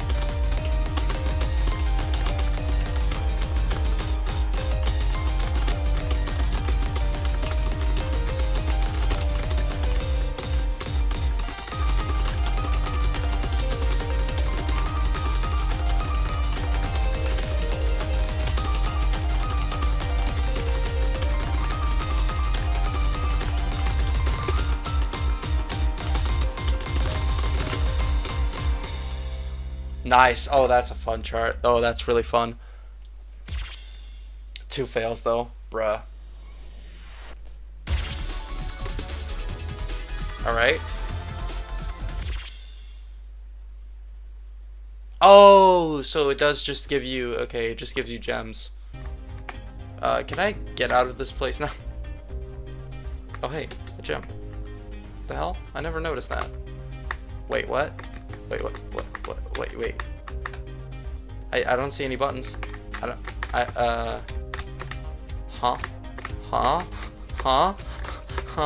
Am I stuck here? Oh god, am I gonna have to go to the Discord server to ask for help? Cause I feel like this is soft locked. I'm stupid. There's literally a bunch of... Duskbreaker 001 prelim. Today is October 20th, 2018. This is the first log for Sunrise Foundation 04th project, codenamed Duskbreaker. Duskbreaker is a huge step up in scope from all of our previous projects, and a much larger risk, but I'm willing to take it. Wait, am I recording? Okay, yes I am. Oh shit, did I read it in the wrong order? I went to the right first, I'm stupid. The purpose of the Duskbreaker is a virtual reality simulation to allow patients to interact with potential trauma sources. In a safe environment. Unlike a VR headset, the Duskbreaker actually analyzes the brainwaves and fate pulses of a human brain. Then it constructs a simulator world based on that. Anything to do with modifying brainwaves is an incredibly dangerous technology, but the potential help it could do is far greater than anything we've previously done. Pre-planning begins tomorrow. I'm very excited and scared. This concludes this log. What is that? Okay. Huh? Pep. I don't think I'm supposed to read that. Ponder. Okay. Meta layer 001 concept. Today is April 2nd, 2019. In the process of attempting to document my brief encounter with the fourth dimension, I've coined what I'm calling the meta layer concept. It's the only way I've been able to describe what I've discovered about how the universe works. Basically, imagine that this universe, everything about it, from all space that will ever exist to all time that will ever exist, is a world layer. To us, we can look down into other meta layers because we see them as fiction. So for our third dimension, the layer of fiction that exists below us would be the second dimension. But there exist infinitely extending layers that span upwards as well. To the people that reside in those layers, everything about our universe would be to them what fiction is to us. This is the meta layer concept. As for how it pertains to the Duskbreaker project, I will write in another log. Damn. So, theoretically, we're like thousands of meta layers. We're like thousands of meta layers up. If that makes sense.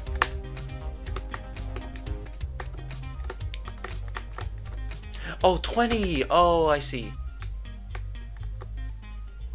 Oh, so it doesn't consume anything, it just unlocks the door? Okay.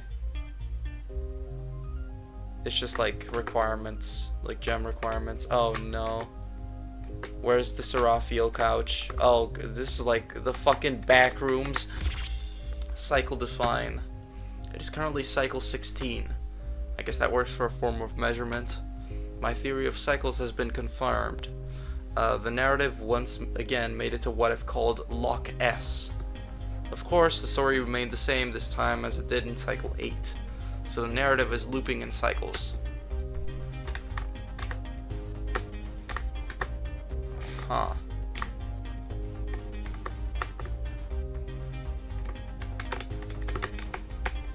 Can I open the frame perfect? Can I not? No, I can't. Okay. Doors will be doors. Doors cannot be opened by this human person, apparently. Is this person even human? Who is this person?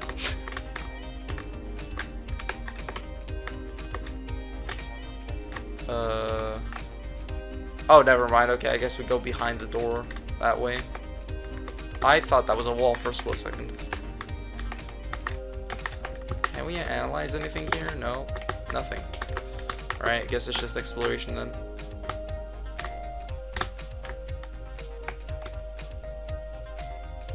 Where's the Seraphiel couch? I know it's close.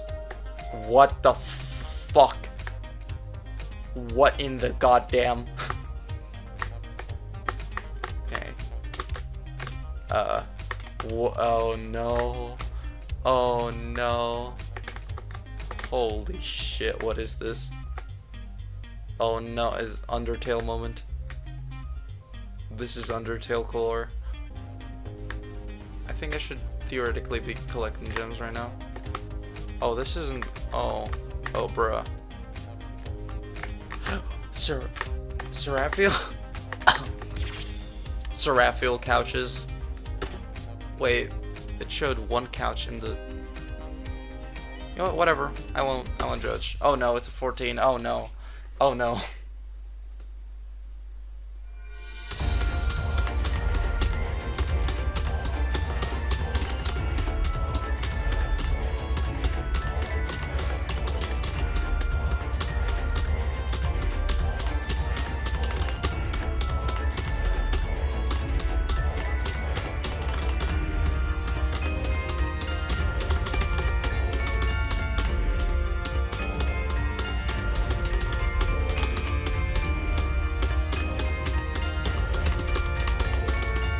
What is wrong with me, man?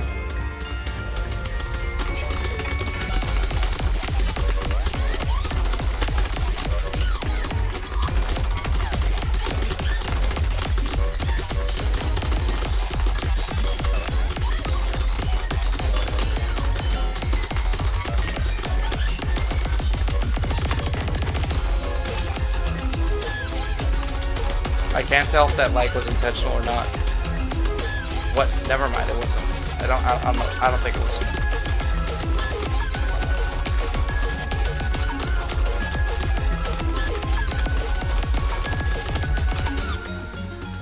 I think I went the wrong direction because this surely is a difficulty bump from Alps Limone.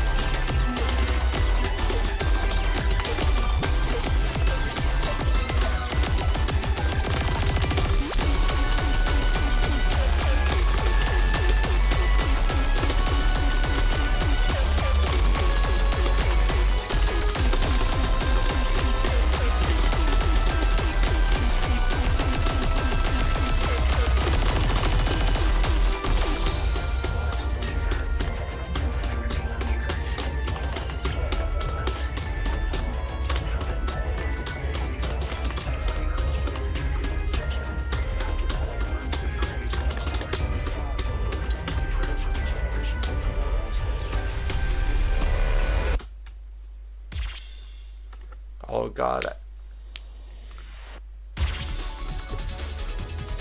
Does this count as like 0 or something? 21. I got 21?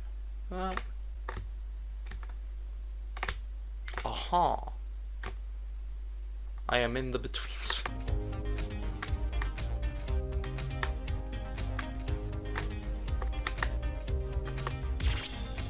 Cycle iteration YP.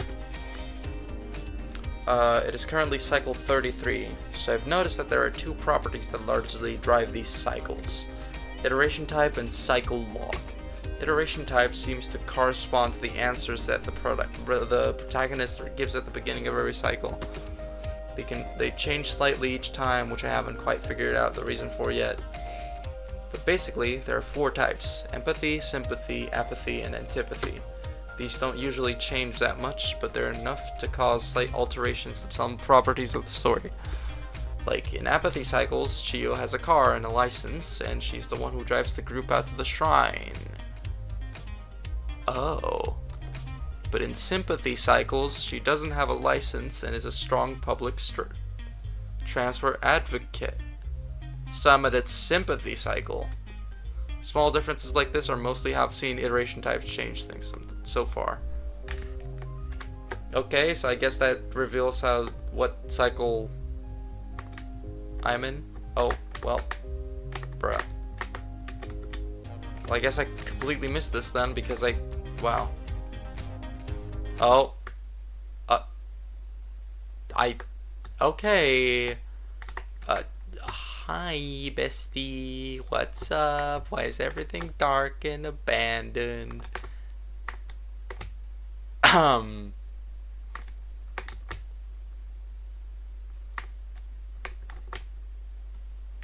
Is this a mall? Melody. I wanted to be someone. I had a whole story ahead of me. And now who am I? I'm recycling. Reused in another narrative. Every day I still hold on to the desperate hope that someday my story will be told. But I'm not hopeful. What the fuck did I just stumble upon? Okay, so short intermission because I kind of wanted to explain the context of this. This is an old game made by Cheryl that was canceled, called Spirit Dreamers. This is one of the screenshots Cheryl sent in the Discord for reference of what the game used to look like. Yeah, that's a little context for this little dark secret area. Wait. Guys, he did it. He's doing it. He's doing the spin. He's doing the spin. He's doing it. He's doing it. Whoa. What am I doing? Cycle Psylock. It's currently cycle 33. Cycle locks are more or less how far the narrative gets. There are 5 of these. Lock P is the earliest. It corresponds to whether or not the protagonist dies in the burning museum incident. After that are Lock V and Lock U, which correspond to the cave-in incident and the World Keeper's infiltration into the hotel room, respectively. And then Lock S is the furthest one. It corresponds to the duel in the winter. Presently, no cycle has progressed past Lock S. There's also another lock type, Lock 2. I called it 2 because it basically means not available. Lock 2 is basically a catch-all for any cycle that doesn't end at one of the specific other 4 locks. There's a variety of reasons a cycle could end at a different point, but the reasons aren't consistent enough to warrant naming other locks after them. I'm still waiting to see what lies beyond Lock S. So, basically Supernova. And before anyone asks, Cheryl has already revealed the name of the song in the ARG. No?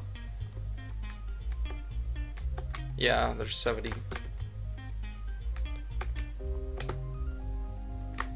Looks like Undertale. I don't know why the black and white just kind of reminded me of Undertale. Ooh, this is pretty.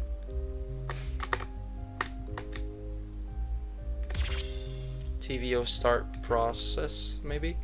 It is currently April 5th, 2021, layer 4 timescale. I'm finally starting work on TVO. Okay, no more info on that. They're being really secretive about TVO. Wait, oh, hang on. Oh god, there's multiple directions.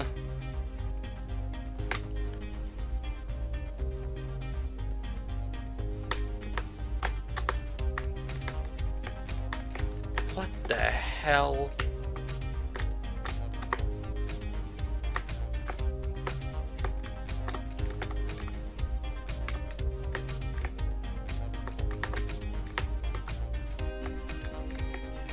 Huh? Bruh. What is this? Oh. Tormented world. The main component of TVO is data generation. I ended up putting together a program to serve as the data generation client. It's a game.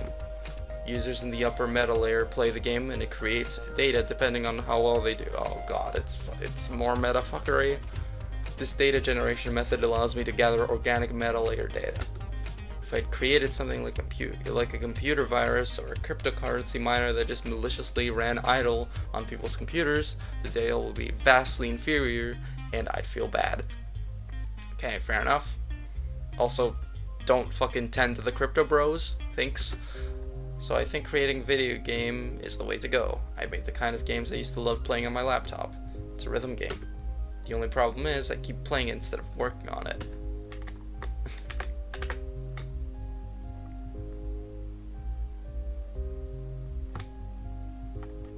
At least you're proud of your own Vork. Vork.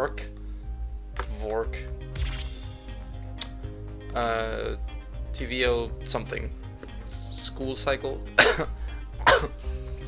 Schematic cycle, maybe? For TVO to work, I need to construct a version of the story. At first, I was considering basing the events off of the iteration type, but I don't think it would be a good idea to send that many alterations and possible outcomes between meta layers. So I had the idea for this sort of accumulated cycle approach, basically stringing together a storyline out of the bullet points of every cycle that's made it to lock S. I'm calling it the Schrödinger cycle. It'll be the storyline attached to the client that'll get beamed up. It'll be the storyline attached to the client that'll get beamed up into the 4th dimension. I see. So, what is this one? 13 plus. Okay.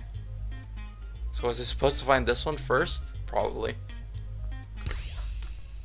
No, wait, no, because there's no, fuck, I'm stupid. Okay, well, either way, we're playing it.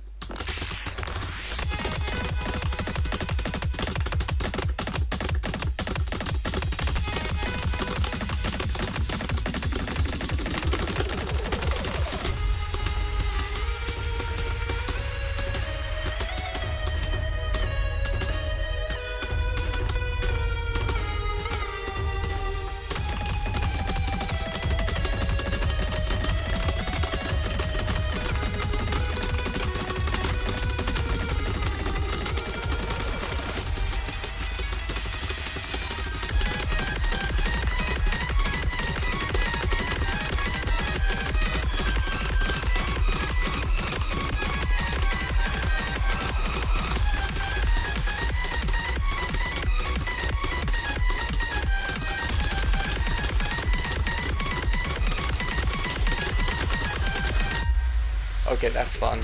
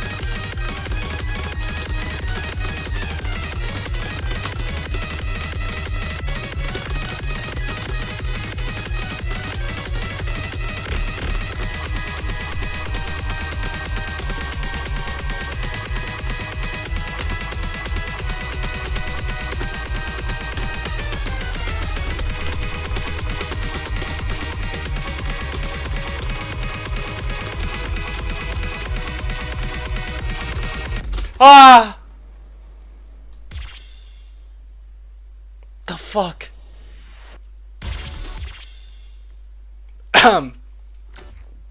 So anyways, we try again.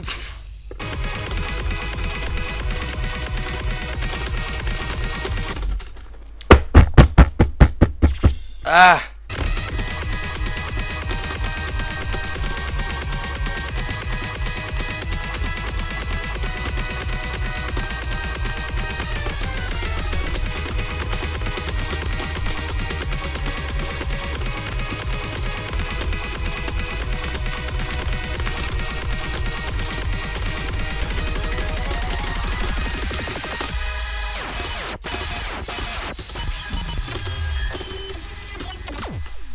Oh my god, whoa. Oh.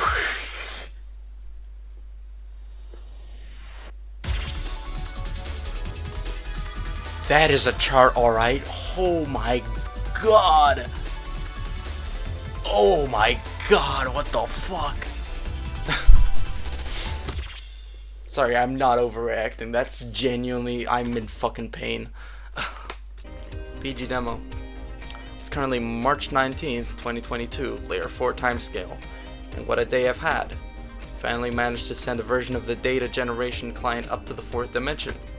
Albeit, this version is very, very primitive. I just needed to get something out there. So this is like the fucking public beta of Vivid Stasis. With how sending information between layers works, the first push is the most difficult part. So I can easily update the client without needing to charge up the energy to send it upwards for another year. I managed to make a connection with someone in the 4th dimension. They're helping release the program. I can only pray that this method works in the end. So is this Cheryl speaking? Is this actually just Cheryl? Oh, the fucking jump scare. Holy shit, I didn't expect it. Oh, what? What? What? What? What? Why am I here? Why am I up here? Game? Where am I? Where am I? Put me back in the location I was before. Please, please. Where am I? Where am I? I'm scared. I'm scared. I'm scared. Where am I? God damn it. I just wanted to save. TVO release. It is currently March 8th, 2023, layer 4 timescale. Today was the first day I was able to actually send part of the Schrodinger cycle to layer 4.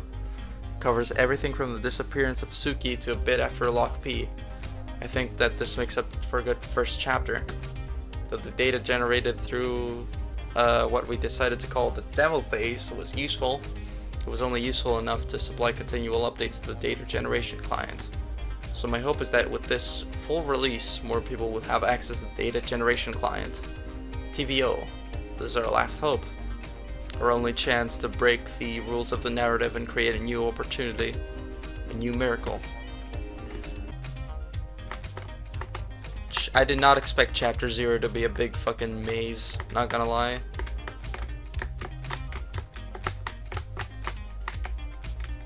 Oh my god, I just keep getting teleported to different places. Please, I just want to go home.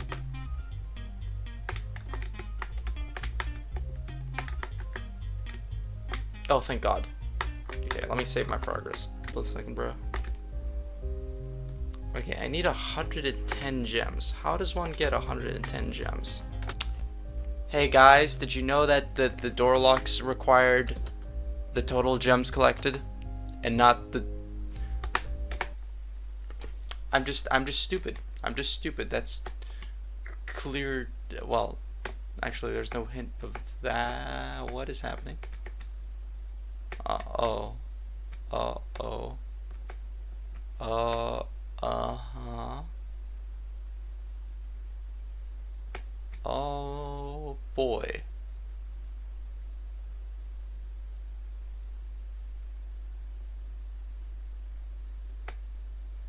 Proof of soul? Okay, hang on. Let me save my progress here. Today's December 23rd, 2020. I'm writing this log moments before stepping into the 4th atrium to perform the Duskbreaker test run. I started the Sunrise Foundation to help people in ways nobody else could. to create new futures using technology nobody else thought to use. And everything has been building to this day. We were deciding on who to use as the first human subject, and I knew immediately what the right choice was. I started all of this to help her, to heal her, to save her from the suffering that started when her sister died a decade ago. Tonight, we will perform the Duskbreakers' first ever human run on my daughter, Saturday. Oh shit.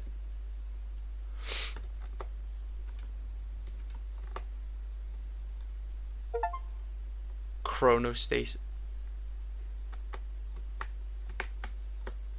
I got it. Oh shit. So I'm too scared for finale. So I'm just gonna do middle for now. Here goes. Uh-oh, I see the lag already. Oh no.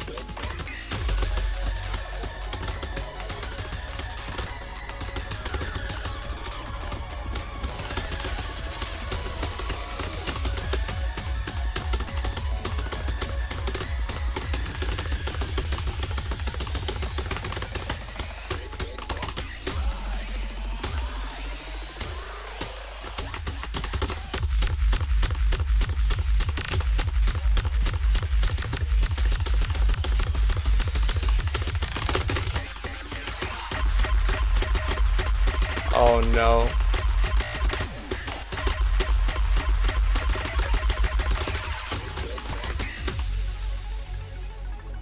Yeah, the producer was in the VC earlier and they actually posted the kick, which is really funny.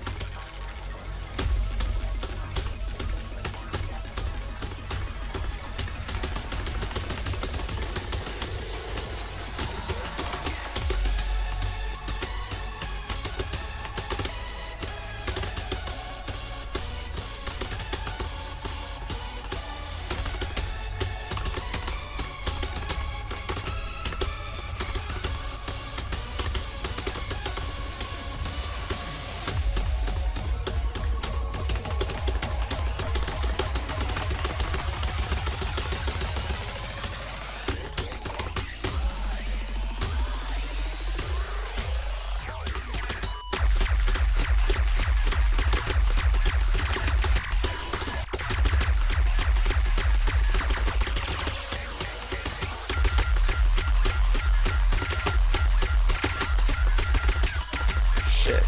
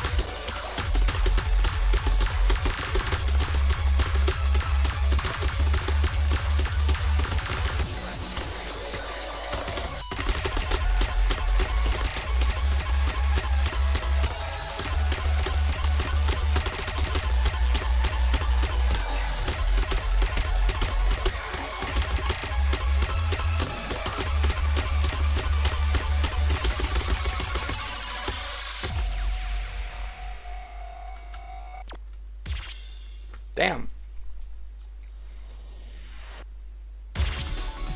Okay. Alright, so Cheryl apparently changed the thing and the writing on the wall in between space. Welcome. You fucking kidding me? Alright. Well, either way. Let's go check it out.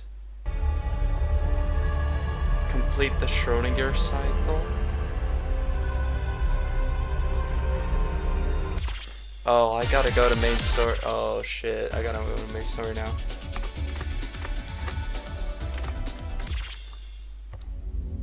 Connect, bringing everything together. Ari and Chiyo go over the information about the case. Ta-da! This is exactly what we need.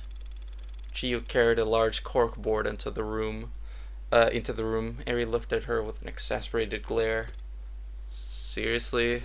What? I've always wanted one of these, and your notepad is very clearly running out of space. Eri looked down. It was true. Her notepad had been her primary method of taking notes since she started working as a detective, and it was almost completely filled up. She sighed. Okay, one more time from the top. We know that Suki went to work, disappeared on her lunch break, boarded a ferry, went to the shrine, and then nothing. Do we even have anything else? She thought to herself for a second. Nothing I can think of, unless you count the fact that the universe is conspiring against us. Fire without a source and a coincidental cave-in are kind of suspicious, don't you think? What, you think that there's a god out there that's pissed at us? She had said it as a joke, but Chiyo didn't flinch or laugh. At this point, would you be surprised? It all seems fake, I guess. Or like we were following a trail of breadcrumbs that strayed just far enough from the truth for us to follow it without question. That's an interesting take, actually. Do you think... At that moment, the door slammed open, and Chiyo and Eri both jumped. Allison, Katomi, and I walked into the room. Oh, welcome back. How was Ginza? So cool. We got a lot of fun stuff, and I definitely did not get lost in Ginza Station on the way back. It didn't happen. Allison? Katomi? That happened. I glared at them and then carried the bags full of apparel and goodies that we bought over to the kitchen counter. Katomi slumped over onto the couch, absolutely exhausted. Allison, on the other hand, noticed the comically oversized corkboard and started fawning over it. Whoa, that's the biggest corkboard I've ever seen, and you've organized it so well. Are these tacks color-coded? Oh my god, and they're organized by date followed by an alphabetical sort. This is the most beautiful thing I've ever laid my eyes upon. Well, okay. English. Eri and Katomi looked at this strange turn of character with confused expressions, while I stood in the corner just smirking. Even Chiyo, surprised by her strange passion for corkganization. The coughing is really kicking in now. Corkganization. Yeah, and the verticality shows approximate time. I have it looping from around 7 a.m. at the top to 6 a.m. at the bottom, because that's the lowest concentration of events, so it leads to a more coherent organizational structure. Oh my god, yes! She's gonna be at this for a while. I said to leave the two of them to their excited ramblings about organization and cork. Eri walked over to me. So, what did the two of you manage to figure out while we were gone? Anything new? Eri sighed. Nothing, unfortunately. We were spitballing a few theories, but unless you have a good explanation for the random acts of nature impeding our progress, we've kind of hit a roadblock. I think we'll need to look at some of the lesser places of interest in the Tokyo area and hope to find a new trail. I was kind of expecting that, honestly, but I have good news. I got you a plush while we were in Ginza. I shuffled around a bit before pulling the plush in question out of my bag. Crudely drawn cat vaguely shaped to be huggable. I wonder what that could be. I will cherish this greatly. Eri quickly scurried to find a spot in the room to act as a pedestal for it. I'm glad she likes it. The next time I glanced over, I saw her placing what I can only assume is an offering bowl in front of it. She placed a handful of coins from her purse. It's strange seeing this side of Eri, but it's sweet. Looking back at the corkboard, Chiyo was exasperatedly guiding Allison through every single note placed on it, seemingly running out of stamina. Allison seemed to be none the wiser to this, though. I guess I'll clean myself up a little. I walked into the washroom and splashed some water on my face. When I was washing my hands, however, I felt a vibration in my pocket. My phone? Who could that be? I fumbled around my jacket pocket and pulled out my phone, but I didn't have any notifications. Then it suddenly dawned on me that I didn't have vibration notifications turned on my phone in the first place. What's going on here? Reaching into my pocket again, I pulled out my other phone, the burner that Eri had given me. Maybe it wanted to let me know the battery was dying. Unfortunately, that was not the case. The display read, "One new message." Huh? That's not possible. I opened the rudimentary messaging app and I opened the unread message. When I saw what was in it, I froze. Hexadecimal? Is this some kind of prank? Of course, the hexadecimal wasn't what caught my eye first. The sender was... Oh no. My own phone. I rushed back into the living room, out of breath. Allison was done with her corkboard fantasizing and was sitting on the couch with Kotomi. All of them looked up at me. Saturday? What's wrong? My phone, there was a message, and sensing that I was panicking a bit, Allison stood up and walked over to me. Come on, sit down. What happened? I sat down on the couch and exhaled. I explained the text message that appeared on my burner phone with myself listed as the sender. Ari frowned. Yeah, by all means that shouldn't be possible. I don't think I have to ask you if you were actually the one who sent the message. Yeah, of course I wasn't. I'm more concerned with the message contents itself. That's readable hexadecimal. Most of the bytes are within the lowercase ASCII range. Yeah, you're right. I'll transcribe it. Ari took out her phone and plugged the hexadecimal into the online tool. It says fourthreport.mp4. A file name? My blood ran cold. There's only one thing in this mystery person could be hinting at by sending only a file name. Sure enough, it led to a video on the shrinereport.xyz site, which presented a similar kind of puzzle to the original video from way back in the summer. Oh boy. We spent a good hour or so trying to solve the cipher.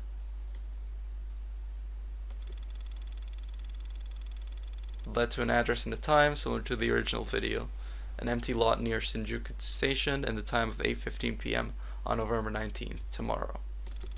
We all went silent after that. It was clear what the message was asking us to do. Okay, if no one else is going to say it, I will. This is totally a trap, right? Definitely, but also one I'm not sure we can afford avoiding. Normally I'd investigate with backup, but we don't have that luxury. Ari stood up from the couch and clenched her fist. Chiyu, would you mind accompanying me tomorrow, in case it's dangerous? You're the oldest one here. I'm sorry to have to involve a civilian in a situation like this, but I need backup from of some kind, and you're definitely the most able to fend for yourself. Of course, Ari. I stood up protesting. Hold on, why just you two? I know it's dangerous, but this message was directed at me, right? They definitely want me there. Because if it is a trap, we'd be bringing you directly in harm's way. And isn't that my choice to make, not yours? I understand, but please, I want to know the truth. There's no convincing you otherwise, is there? Sat, are you sure you want to do this? I don't want something to happen to you. I'm sure. Please let me come. This feels like the culmination of everything that's happened these past few months. I'm begging you guys. You're right, I guess, but I'm coming with you. Ari started protesting, but stopped herself. Hold on, never mind. But you two are going to be on a tight leash, okay? Allison and I both nod. Ari knew by now that the only person as stubborn as I am is Allison, and that it'd be a waste of energy trying to find us. But we also know that Ari just wants us to be safe, so we don't usually go against their wishes unless it's really important. It's settled then. If we leave by 7:30, we can get there at the designated time easily. I suppose you're also going to want to come, Kotomi? Of course I am. My best friend and my sister are going into the enemy's nest, and you want me to stay at home twiddling my thumbs? Not happening. Kotomi's determination was unwavering, something that we rarely saw from her. But she knew how to stick to her beliefs when it came down to it. It was one of the reasons we got along well in the first place. Very well. Until then, let's try not to worry. Fear is the mind. Something. Fear is the mind killer. Okay, I'm noticing severe lag spikes.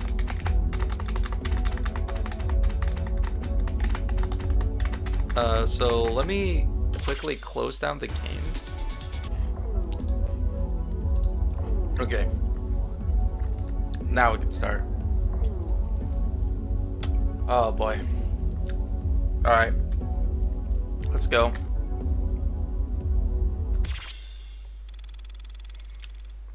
We tried to take our minds off of what was coming, but it was a fruitless effort. It led to an address and a time, similar to the original video, an empty lot near Shinjuku Station, and the time of 8:15 p.m. on November 19th, tomorrow. We all went silent after that. It was clear what the message was asking us to do.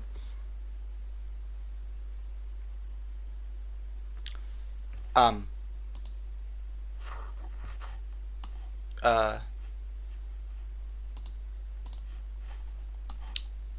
Oops. Oh.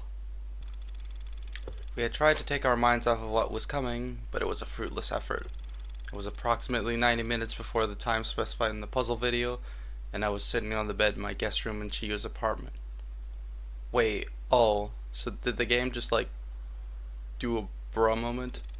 I wasn't sure how to explain the feeling, but it felt like everything was converging to the single night. Oh, fuck, the fucking text, like, it was like the text from the previous. Oh, I wasn't sure if I was ready to find the answers that were waiting for me, but the video message's appearance had made it plenty clear that I no longer had any choice in the matter. Door opened, and Allison walked in. Are you okay? Yeah, I am. I'm just nervous. She sat down on the bed beside me and rested her head on my shoulder. I'd be more surprised if you weren't nervous. I'm nervous too. I think everyone is. But I don't doubt that you've got it worse. So much of this is centered around your own feelings. I guess it's just important that I make sure you know that I'm here for you if you need me for anything, ever. I think that's the main reason I've been able to come so far. Yeah? What makes you say that? She was hiding it, but I could tell that I got her all flustered. She had that oddly insecure side to her compassion. At first, I wanted to pretend that everything was okay. All those months ago, on that day that ended in the museum fire, I hurt you and myself by trying to force myself to believe I was doing better than I was.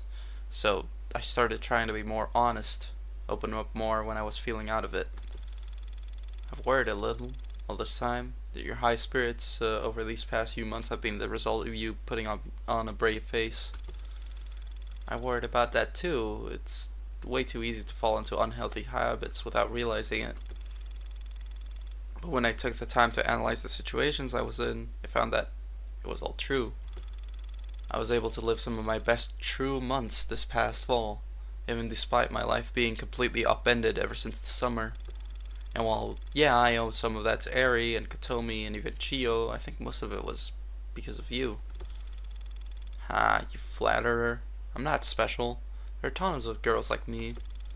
Whether that's true or not doesn't change anything, because I don't have this kind of connection with any of them. Fair enough. Glancing at Allison, she buried her head in my shoulder, obviously not expecting a wholehearted answer to her joking question. You've changed too. Have I? Absolutely you have. The Allison of summer 2022 would have told me that there's absolutely no way she would pay any mind to the puzzle video. I don't know if you realized it, but at some point your goalposts shifted from trying to stop me from action to being there for me when action arises. And that helped a lot. Seriously. I think that after the museum incident, and then especially the cave-in, I just kind of realized there was no turning back. That really was the turning point. We're not going to talk about how that's just a reference to the chapter. Anyways, I really wish you'd give yourself more credit. It's no big deal, really, so I don't think I deserve any kind of special praise. I leaned over and planted a kiss on her cheek. Well, you're getting it anyway. What a shame. How do you vocalize that kind of sound with your mouth? You gotta tell me. Maybe once you tell me how you vocalize a tilde. Both of us laughed and sat in silence for a little longer, reveling in the moment as if the world was going to end in a matter of seconds. But the peace could only last so long. My alarm went off. Time to get going? Yeah, it is. Are you ready? No, I'm not. That's okay. I'll be right here with you every step of the way. I know. Thank you, Allie. I love you. Love you too. Now, Let's not keep Chiyo waiting. We stood up and walked out of the room. I flicked the lights off with the switch on the wall, and as I did, I took one more glance around the room. How many things will have changed by the time I step into this room again? The location specified in the video message was right by Shinjuku Station, so it was only a short train ride away from Ikebukuro. As we rode on the train, Eri briefed us on the backup plans in case something went awry.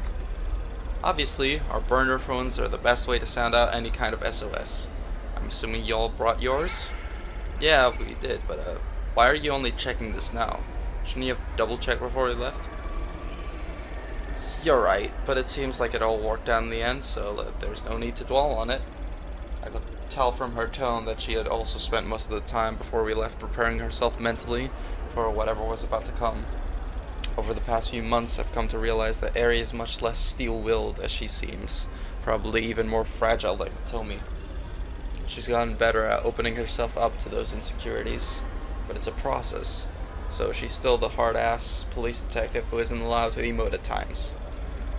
I looked around at my friends, the thought entered my mind that I might not get to see one or all of them after the events of tonight, but I dismissed that thought from my mind. Allison saw me tense up slightly anyway, though, and gripped my hand tighter as if to say, it's all going to be okay in the end. Poor Robinson Riff. That more or less helped to fully calm me down. Though the train ride was short, it felt like it lasted an eternity. But even eternity reaches the end of time eventually, and sure enough, we got off the metro line at Shinjuku Station and walked up into the busy streets of the red light district.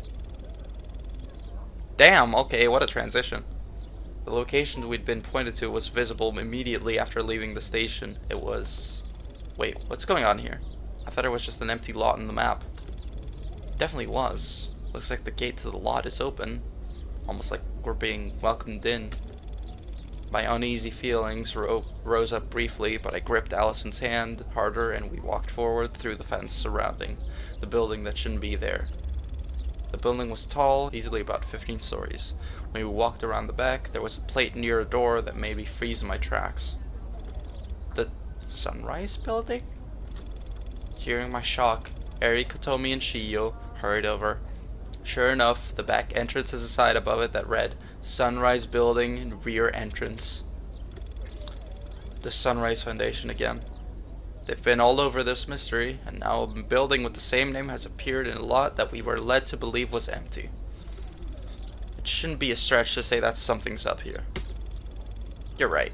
When did this building come up? And something else is bothering me. The four of us looked at Eri. What is your air? Air? When we were walking in here, I saw one of the pedestrians look at me and overheard them say something along the lines of, why are they going to that empty lot? You think they can't see the huge-ass building for some reason? It's not impossible. As if to them it doesn't exist. So then why can't we see it? Because I have allowed you to. Oh, hey, Dawn. Dawn jump scare. Noel, add that video of the Dawn PNG. The five of us jumped at the sudden arrival of a voice unfamiliar to us. Spinning around really fast, we saw a woman in a long dress leaning against the side of the building. Who are you? Are you... Relax, I'm not your enemy. I'm the one who called you here in the first place. I take that to mean you would be Kisho Biyori, then? Wait, who's Kisho Biyori? Huh? Yeah, that's right. I'm the one who sent you that message. How did you get the contract for our burner phones? Careful surveillance. Have you been stalking us? No. Are you done with the questions? I called you here because I thought it might be time for you to learn the truth. And why should we listen to you? Because you came all the way out here in the first place. Why did you do that if you have no intention of listening to me? It's okay, Chiyu. So, Kisho, what do you know? Do you know where my sister is? You could say that, yes. What's with the vague response? I think it would be better if you saw for yourself. That's why I led you here. The truths lie in this building, normally obstructed from what you can see. So I have allowed you to see it. Is it like some optical illusion thing? No, that can't be right. For now, I just need you to trust me. You'll find all of the answers you're looking for in here. So let's go. You can get us in? Yes. Hurry up, now. With an attitude that clearly said she had no time for fooling around, Keisha walked to the door and opened it up. It appeared too clear to already be unlocked, but that couldn't be right. I tried to open that early and it was locked. I didn't hear her unlock it either. Just, who is this girl? The five of us exchanged a worried but determined glance. As we discussed, Katomi, I'd like you to stay outside here and notify us if anything goes awry. You're still okay with that, yeah? Yeah, I am. I'll message you immediately if something pops up. You four ready? No, not at all. But let's go anyway. I let go of Allison's hand, and Allison, Ari, and Chiyo walked towards the door. As I started following them, Katomi tapped my shoulder. Hey, Cedric, come here for a minute. Huh? What's up? Noticing that I stopped, Allison turned around inquisitively. I assured her I'd be right there and ran back over to Katomi. I know you already know this, but in case you need a reminder, don't ever feel like you have to push yourself too hard in order to find answers, okay? It's okay to feel overwhelmed and take a step back. Yeah, you're right. Thanks, Katomi. Yeah, good luck in there. I rushed back over to where the others were standing, and we entered in the door, following the strange woman who called herself Kisho Biyori. The lobby, as we could tell from the windows outside, was dark. In fact, none of the lights in the entire building appeared to be on, which further helped to drive home the uneasy feeling that we were inside of the building that shouldn't exist. Good, you're here. Where did Katomi go? We decided before coming here that if it came to us having to infiltrate some kind of building, she'd remain on lookout outside. That's not a problem, I assume. Chiyo spoke matter-of-factly with a cold tone I never heard from her before. She clearly didn't trust Kisho, and for good reason. Kisho sighed, but ultimately didn't argue back. Yes, that's fine. We should be quick, regardless. I can't keep this up all day. Keep what up? You're gonna have to start actually explaining, you know? If you're going to bring us out here to a building that nobody else can see and make us infiltrate it with you, the least you could do is lower your condescending attitude. Kisho looked like she wanted to snap back against that, but ultimately decided against it. Fine. This building is the headquarters of the Sunrise Foundation, which is, under almost all circumstances, hidden from the public eye. What I want to show you is on the top floor, which we can get to via the elevator. Sunrise Foundation, huh? What is it really? There's no way it's just a geology corporation, and it's all over this case, even from the very beginning. Of course it's not a geology corporation, but there's a reason that everyone is led to believe it is. I think it would be better to explain it on the elevator right up. Mind following me a little longer? Yeah, fair enough. The four of us followed her as she led us down a few hallways to a staff elevator. Despite the lack of lights in the building, the power to the elevator seemed to be working. After a short while, the door made a ding sound and opened up. Ah, God, light! The elevator blasted us with light. It looked like light was on in there. At least we followed Kisho into the elevator. Inside the elevator, Kisho pressed the button for the topmost floor, floor 17. The elevator whirred a bit, and then the doors closed. It felt as if the last thing connecting us to the world had been sealed shut, and the elevator cabin began to ascend. I suppose I'll ask you outright. Do you know what the Duskbreaker project is? Dusk what now? Upon hearing the word Duskbreaker, I felt a minor headache coming on, but I managed to push through. The Duskbreaker project is, well, in a way, you could say it's the true purpose of the Sunrise Foundation in its entirety. The geology business is a front of some sort, hiding what the company's really all about. So what is the Duskbreaker project? Why is it so secret that they have to fake being a geology company to hide it? Well, they don't fake being a geology... whatever. The Duskbreaker project, or just the Duskbreaker as it's usually called, is effectively a neural interface supercomputer. Neural? Like, it messes with your brain? Well, in a sense, yes, but that's not what its main purpose was. So what was its main purpose? Keisha stopped for a second, as if for the first time she was hesitant on whether to continue. I gripped Allison's hand again, and she gripped back as if to assure me that everything was going to be okay. Keisha finally spoke again. Duskbreaker's main purpose is a world simulation device. If you've ever seen that movie from the 80s, The Matrix? The Matrix. Okay. It's like that. Well, not exactly. Just the part where it's simulating a world. Nobody was really sure what to say. What Keisha was saying was so outlandish, but all of us knew deep down that she had no reason to lie. Why we were so sure of this, I still don't know. But nobody tried to call her bluff or tell her she was full of shit. This technology was obviously very secret. I'm not privy to knowing why the Sunrise Foundation was formed or why they sought to create such a powerful machine. But the facts remain that the Duskbreaker does exist, and it's at the center of everything related to your sister's it's at the center of everything relating to your sister's disappearance Saturday. To tell the truth, even from the start, I knew there had to be some big company involved with all of this. But world simulation is... I didn't even know humanity had the technology to make something like that. Well, you could always ask the lead engineers. Both of them are in this elevator. What? All of us jumped. Though we had been less surprised by the revelation that a world simulator existed than we even thought we'd be, nobody seemed prepared for that one. The lead engineer on the project was Keisha Biyori, myself, and the assistant the assistant lead engineer was one Chiyo Sakamura. What? Me? Everyone turned to look at Chiyo, who seemed the most surprised out of anyone. Are you serious? Why don't I remember this? Do you not? It makes sense that you would forget the exact details, but you yourself said that you had memories of working at the Sunrise Foundation, didn't you? It was said so casually that most of us didn't think much of it, but Eri, being the natural detective that she was, didn't let that slip up pass. Hold on. How do you know about that? We just met you today, and she definitely didn't talk about that any time within the last few weeks. Hey, wait, yeah, that's not right. What are you playing at, Keisha? Who are you? You're not Keisha.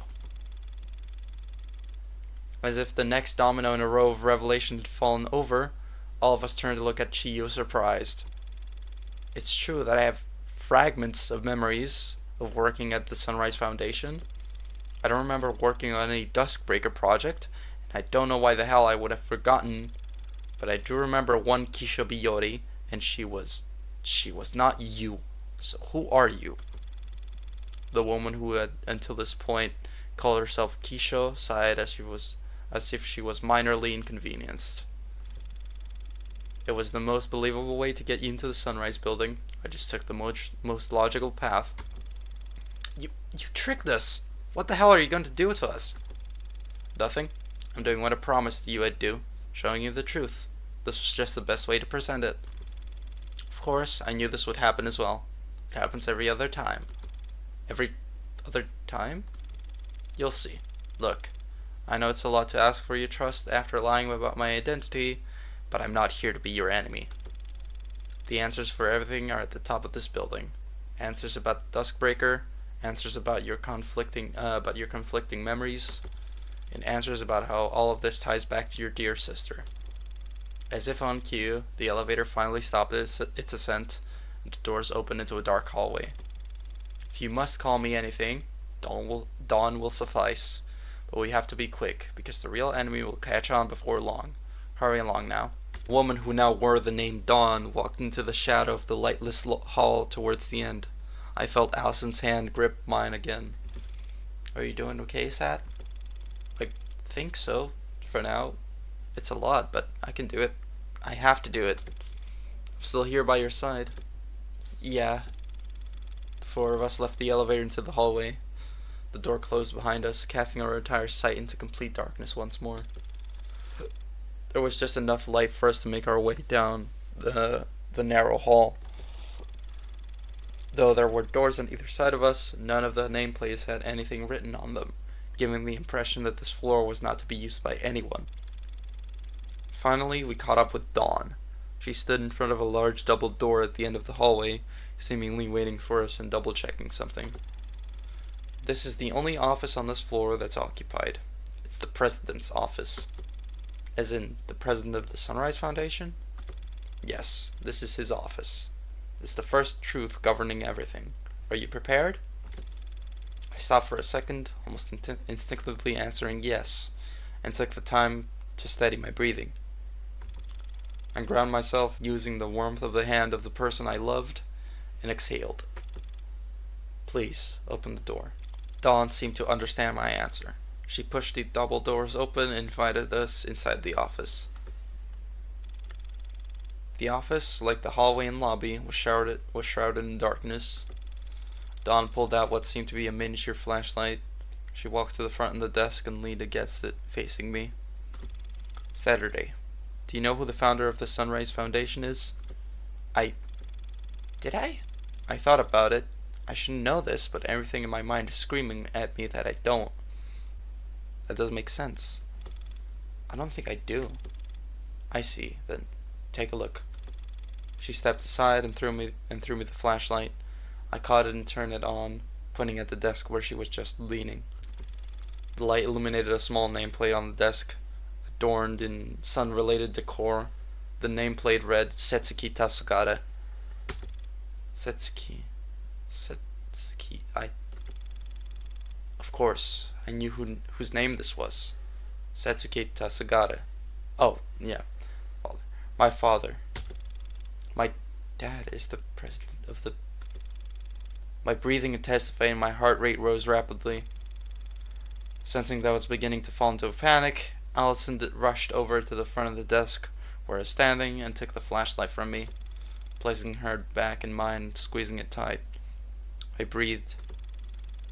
Setsuki Tasugata is my father, and he's the president of the Sunrise Foundation. Though this should have been a major revelation, nobody in the room was losing their mind from the shock. On the contrary, it felt like a lot of things finally clicked into place. Like, God, yeah, that seems right, doesn't it? I turned to face the woman calling herself Dawn. Dawn, what's going on with our memories? Why do these conflicts keep happening, and why does it feel like all of our memories have been overwritten, and we're just now getting them back? Dawn hesitated, a rare sight for her, but finally she spoke.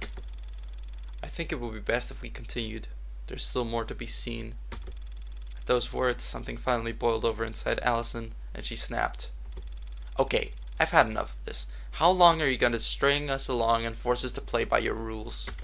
Even if you're trying to show us the truth, you're doing it in a way where you're more or less just toying with our emotions. Is this like a game to you? Do you actually care about Saturday learning the truth so that she feels better, or is this all just some kind of fucking story to you? Do you not even a bit of compassion to give her the time of the goddamn day? Dawn stood up from her leaning position against the wall, angry. How dare you? I said that in the fucking Greta Thunberg. How dare you? I'm trying to help you, and this is what I get. We only have so long before the World Keeper takes notice of what's going on, and we get sent back to cycle start. Even now, you keep spouting off this shit like you expect us to just understand, but when we actually ask for clarification, you just say the answers are up ahead, ooh, and expect us to just be okay with that. What the hell is a cycle? Who is the World Keeper? Can you finally answer some of our goddamn questions? As the tension in the room clearly continued to escalate, someone other than the two arguing finally spoke up. Okay, Allison, let's calm down. I understand your anger, and Dawn, it's time for you to give us some answers on our terms. Because you clearly benefit from us knowing the truth in some way, and if you don't start actually listening, we're heading right back down where we came from.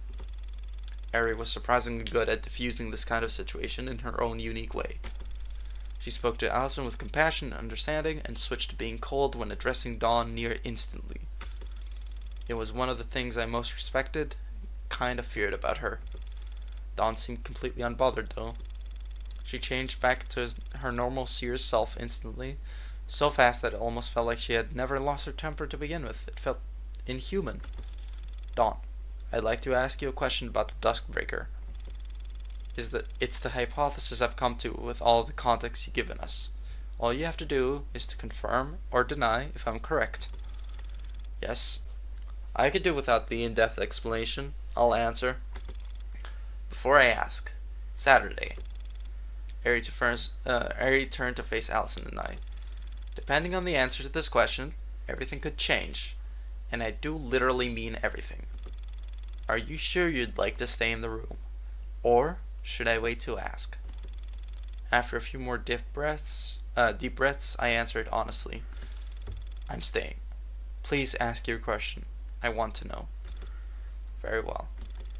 She turned back towards Dawn. Between all of the insane things you've mentioned tonight and looking at the state of this building in itself, a lot of things don't make sense. There's one possibility that makes everything fall into place. It's insane and unreal, but only as insane and unreal as a device capable of simulating an entire world is. The question I'm trying to ask is, this world that we live in, that we walk around in, that we're standing in right now, is this the real world or the simulated world inside the Duskbreaker? There was a short moment of silence. I let out a completely forced laugh. Come on, Neri. Really? I mean, I don't doubt this Duskbreaker thing exists, but there's no way, right? Dawn, however, sighed. I suppose the answer you're looking for is that this is the simulated world of the Duskbreaker, though describing it as not being the real world is a bit of a false descriptor. I see. Chio, please move Saturday and Allison to the corner over there. Chio jumped at the sudden request. Allison and I were too stunned to refuse or even say anything at all. We moved into the corner of the room. What the hell? It all happened in an instant. Ari whipped a small pistol out of her jacket and pointed it directly at Dawn. The hell, bruh. I'm going to ask a few more questions, and you're going to answer them. Understand? Dawn, however, did not seem at all fazed by the gun pointed directly at her chest. You know, I wasn't sure about the right time to bring this up, so I'm sorry if this is another major revelation. But there was something I noticed when investigating Tsuki's office all those months back that I never talked about. Huh? What is it? A whole lot of books about something called the meta layer concept. It's all pseudoscience mumbo jumbo, but if I apply it to the situation, a lot of things suddenly make sense. Basically, it talks about the idea of world layers, the idea that there are dimensions above us that look down on us as we do to fiction. I can't say I understood too much of it at all, but, well, a lot of things would make sense if this woman in front of us was from a different world. Are you serious? How is that even possible? Dawn sighed. Not only is it possible, but she's right. I'm not originally from this meta layer. None of us are. This is a simulated world, not a natural meta layer. Look. The moment the word "look" left her mouth, she was gone. In an instant, she appeared behind Ari and snatched the gun out of her hand, and seemingly zipped back to her original position. Ari flinched and dropped her composure for a second, but steeled herself again. To you, it probably seems like I teleported just now, correct? In a sense, I suppose you could call it that. But in reality, all I did was manipulate my own properties, notably my timescale and coordinate positions. It would take way too long to explain how the Duskbreaker works, and it's not too important for what I'm trying to achieve for you to know the exact details of it. What you need to know now is how we all got here in the first place, why we're here, why the Duskbreaker once turned on. Dawn nonchalantly walked over to the desk that belonged to my dad. She opened a drawer and hit some kind of hidden switch. In an instant, a loud crumpling sound could be heard. The bookcase at the back of the room began to move ever so slightly, revealing a hidden elevator door. Dawn turned to look at me, still unsure on how to react to anything that happened in the past 10 minutes. This elevator leads to the Sunrise Foundation's hidden basement. Inside it is the room where the Duskbreaker is stored, in the real world. It's where the truth lies. I'll wait for you down below. Please follow when you're ready. Once again, back to speaking as if she were simply dishing out logistical commands, Dawn pressed the button on the elevator to call it. She disappeared as the door closed, leaving Allison, Chiyo, Eri, and I alone in the darkness of my father's office. A few minutes passed where nobody said anything. Finally, Eri was the one to break the silence. I'm sorry you had to see me like that. How are you three holding up?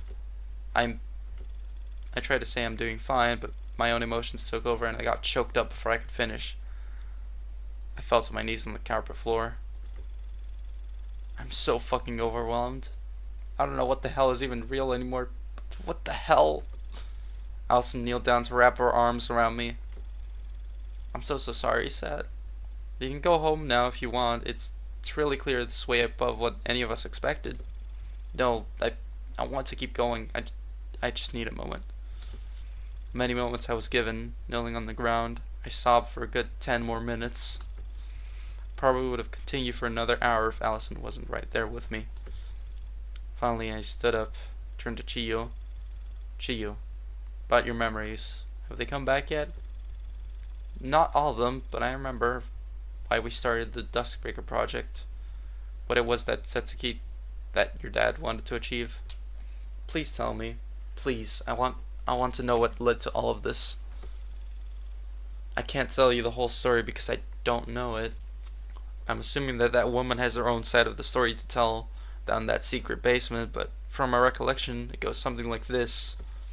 I don't think I was ever privy to what it was, but something really horrible happened in your childhood Saturday. You were traumatized really badly as a result and spent a lot of your early years as a recluse, never going to school or making any friends. I remember Setsuki telling me a lot about those days.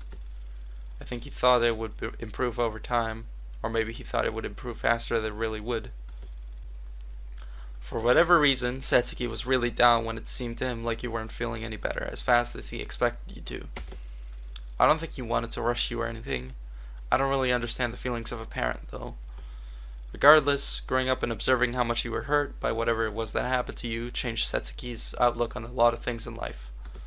I don't know if your memories allow you to remember, but Setsuki was a large shareholder in a lot of really big corporations around the time you were born. After it became clear to him how deeply you were traumatized, he sold a lot of his shares and funded the Sunrise Foundation. What even is the Sunrise Foundation? It's clear that it isn't this geology company that we've all been led to believe. This next part is complete speculation on my behalf. I think that the whole geology thing was a part of this simulator world, and not an actual part of the Sunrise Foundation as it is in reality. That sounds right, because I don't remember Setsuki ever mentioning anything about a geology front to me when I was working there. I only joined on to work on the Duskbreaker project, which was the fourth major project by the company. The whole goal of the company was to experiment with alternative scientific approaches to psychiatry, basically. Trying to use technology to assist with recovering from mental health issues. So, what was the Duskbreaker, supposed to do? Really doesn't sound like whatever it was meant to do worked correctly. Yeah, definitely not. I can't speak on the previous 3 projects by the Sunrise Foundation, but the Duskbreaker was meant to be a sort of VR exposure therapy, in a way. It was meant to provide a safe simulated environment for a subject to face their trauma. I don't like that. That idea sounds flawed from the premise alone. It probably was, but Setsuki was determined to a fault. It bordered on unhealthy obsession. I've heard from coworkers who were around the company for longer than I was that he wasn't always like that, but I'm not sure what changed him. Dad, what were you trying to do? If that's the case, then how did we end up here, inside the actual simulation itself? How do we get out of here? Unfortunately, I don't have the answers for that. That's where my memories cut off. Were they wiped? No, not like the others. I think whatever it was that happened to lead all of this was something I blocked out of my own memory. A long silence fell over us again. Every once in a while, I felt panic creeping back into me, but I steadied my breathing and kept myself grounded. Finally, I felt like I was ready. I think it's time to go see what Dawn is trying to show me. I don't want to go alone, though. Allison, can you? Of course I can. I'll be right there with you. Chiyoneri, I promise we'll be back as soon as we can. Can you remain here for now on lookout? Try to get in touch with Kotomi and update her. Yeah, of course. Saturday, whatever horrible truth is at the center of all of this, I'm sorry. I helped contribute to something that led to all of this, and I can't apologize enough for that. I don't have time to think about my feelings on that right now, but what matters is that you're here helping us right now, so I'm focusing on that instead. Chiyo nodded in understanding. I took Allison's hand again and pressed the button on the secret elevator. The door opened, temporarily bathing the room in the light that signaled our approach to the center of this world, the center of the story. Good luck. Thank you. You too. We stepped into the elevator and watched the doors close, obstructing Eri and Chiyo from my view of what I could only pray would not be the last time I ever see them. Oh, do we have enough for the next one? Okay, we do. Thank God. Altercation. The truth is seen. Here goes. As we rode down the elevator, I felt a large amount of energy leave my body, and I leaned on Allison's shoulder. Sorry, I'm just tired.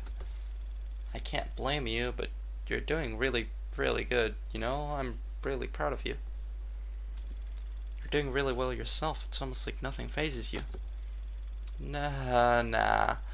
It's a lot to take in. I think I just process stuff way more internally than you do.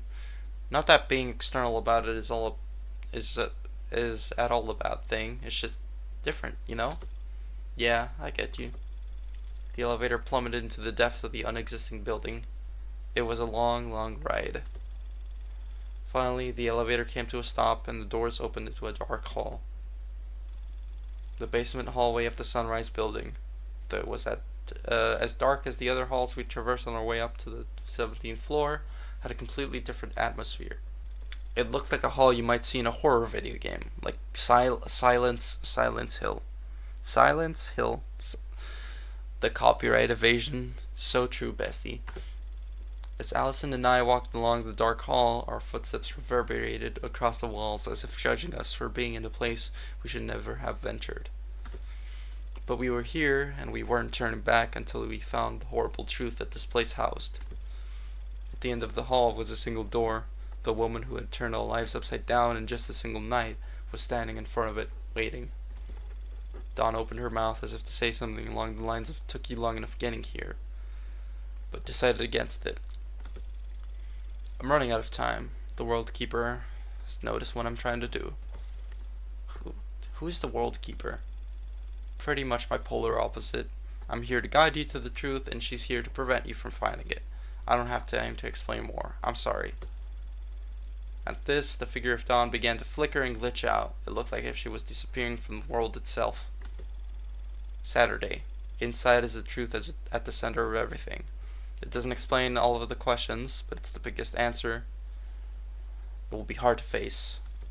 But please, for your own sake, you have to... Dawn? Dawn was no longer present in the room. It looked like she had been torn apart from the world itself, but given everything we've learned, that doesn't seem right. She's probably been relocated by whatever that World Keeper thing is.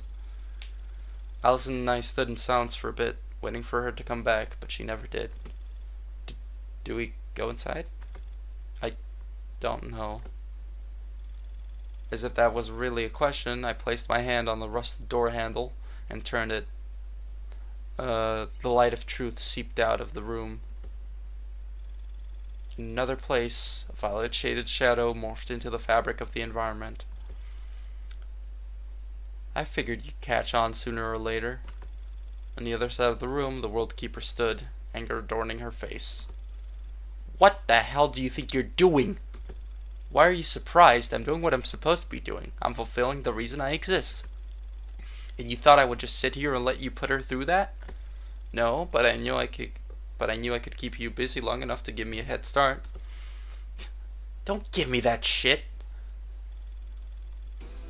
At her furious words, Tsuki swung her hand around her back.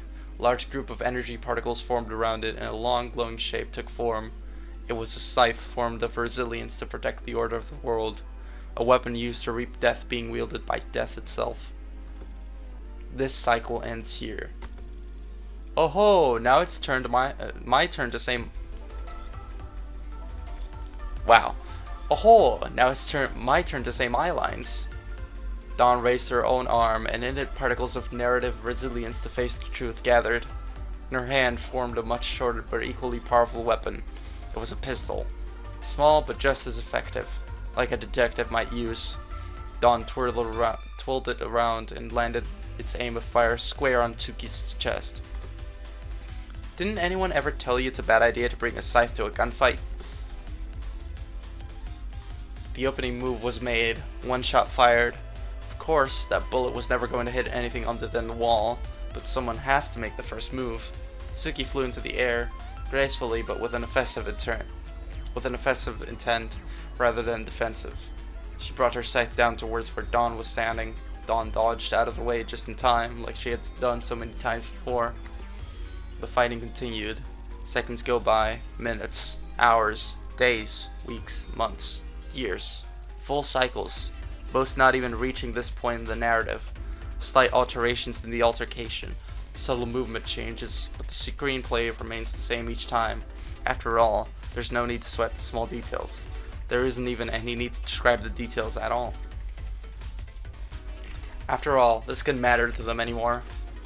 Surely you've realized by now that all of this will never end. It was just a game, a cruel game of eternity that neither player could leave. Then what do you suggest we do, Liberator? We can't just abandon our purposes and give up everything we know. The World Keeper, blissful ignorance personified. The Liberator, determination of freedom personified. The idea is given life, if you could even call it that. No, this was not life. This was far worse than life. Far worse than even death. It was infinity. An infinity they could never escape, fated to battle each other. The only other one who shared this infinity with them. Back in the basement of the Sunrise building, Saturday and Allison enter the room only lit by the light of a worn-out computer monitor. It's some kind of log? No, don't read that. Stop! Staring down the truth, Saturday read. She read, and read, and read. She sobbed. She screamed. Only Allison was there to comfort her. Why? Why? Who put us in this fucked up eternity? I want out. I want out. Please, just any kind of miracle. I don't care who. I don't care what.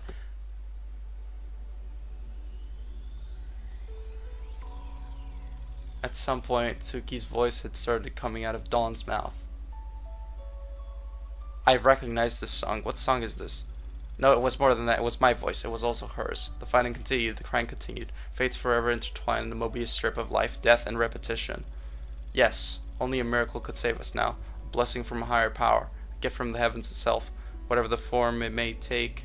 As I sat here observing, all I could do was pray. For a miracle.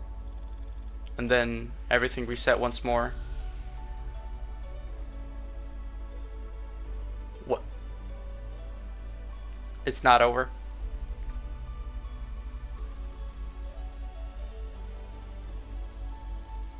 Oh shit. What song is this? Is this... No, this is not XI.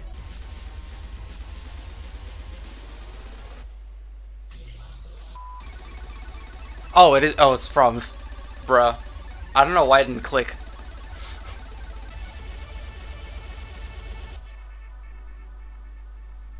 I do not trust this. Miracles don't exist in the confines of this world. So you, the observer... Alright. Welcome.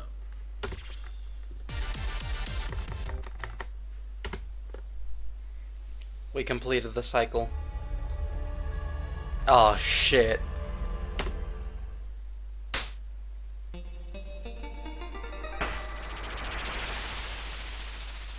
Yes, only a miracle could save us now. A miracle? TVO created a miracle, the achievement said. Yes, only a miracle could save us now. A blessing from a higher power, a gift from the heavens itself, whatever the form it may take. As I sat here, observing, all I could do was pray for a miracle. Those were my last thoughts. Those were my last thoughts as Cycle 8 ended and Cycle 9 began. It wouldn't be until Cycle 16 that we could get that far into the narrative again, and it played out the exact same way as it had 8 cycles prior. This was when my theory of patterns was confirmed. I suppose before we continue from the decided to the undecided, I should finally introduce myself. Thus far, I have been the storyteller of this particular tale. My name is Saturday Tasogare. It's nice to finally meet you, Nulcid. Of course, you shouldn't bother trying to respond. Communication between meta layers is primitive at best, so setting up this message to play should you have made it through both the Schrodinger cycle and between space is the best I can do. I'm genuinely sorry for that. I'm genuinely sorry for that. Ah, there I go again, rambling on about cycles and whatnot. If you've come this far, you've seen at least some of the answers hidden in the cracks of the story about what's really been going on here.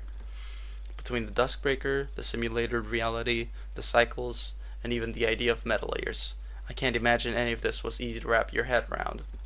But thank you for your patience. Everything you've seen up until now has been an accumulation of sorts. I've dubbed it the Schrodinger cycle. Have you ever heard of that famous experiment? The one with the box and the cat? If so, then you've probably figured out why I've decided to call it that. Yes, this was not one particular cycle, but a storyline weaved together from the major bullet points of every previous cycle. And if you've come here, then we can finally end it and set ourselves on the path to ending the cycles for good. TVO, or the Vivid Stasis Operation, all of this accumulated storyline, everything was a setup to create this moment, and to allow what needs to happen next to be possible. It is, by the definition I started in the narration of episode 22, the blessing needed to create a miracle. You are the fourth dimension. You are the heavens. You are the higher power. In TVO is more or less my form of request for your power to break the pre-established rules. Is my voice fucking breaking, bro?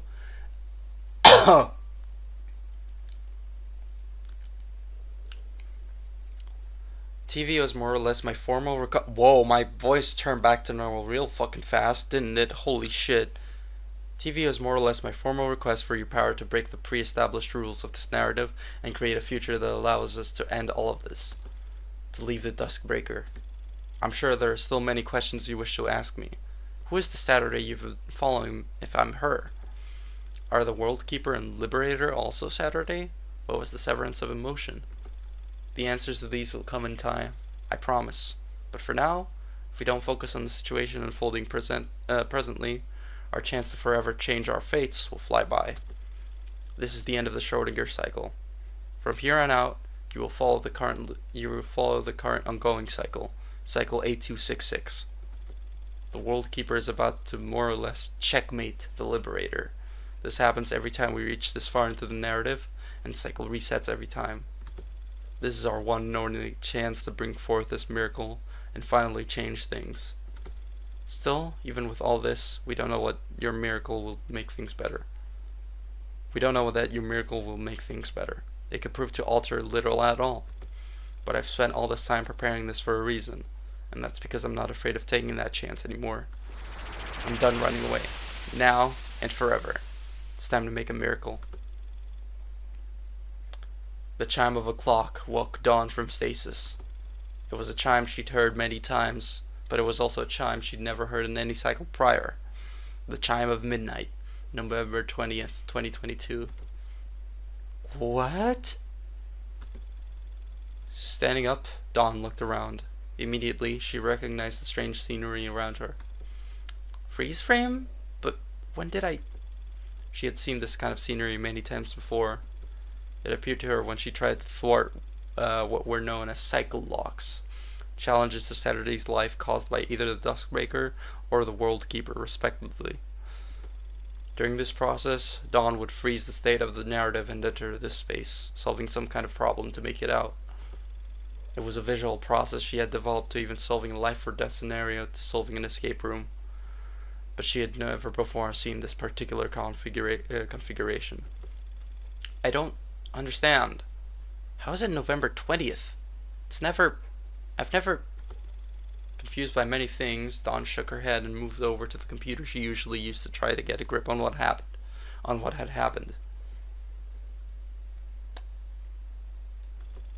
Ah, so the World Keeper still had me in a near-death situation, but this time, how did freeze frame get activated? It was currently the 8,266 cycle, and this had not once happened.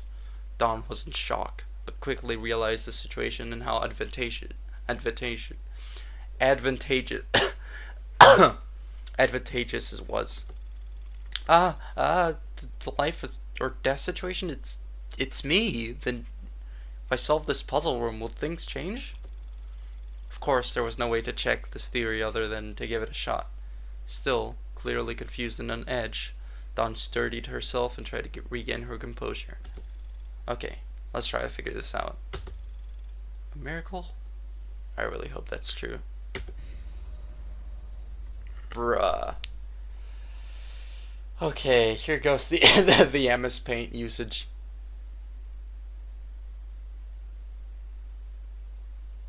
I'm going to kill someone. I'm actually going to kill... What? This is not the Duskbreaker locks. What is... Oh, no. Can I read it? No. What is this? What is happening? What is this? No. Urba. Yeah. Oh, no. Wait. Oh, no. Oh, no. Oh, no. Oh, no. Oh, no. Oh, my fucking God, no. No. Oh, I'm so done with this. It's okay. It's only 4 puzzles. It'll be fine. I think it's only 4 puzzles at least. It's gonna be fucking... Oh no! Oh no! Wait, can I just press F11? No, never mind. That's okay. That's debug. Can I close this? No. I opened the I pressed F12 and accidentally fucking stopped recording, so I had to resolve all the puzzles. Good job, no. Ha ha ha ha. When did it stop recording? When did I stop recording? When did my dumbass stop recording? Guys, I solved the puzzles and then I stopped recording. I solved the puzzles, but I stopped recording because I pressed F12.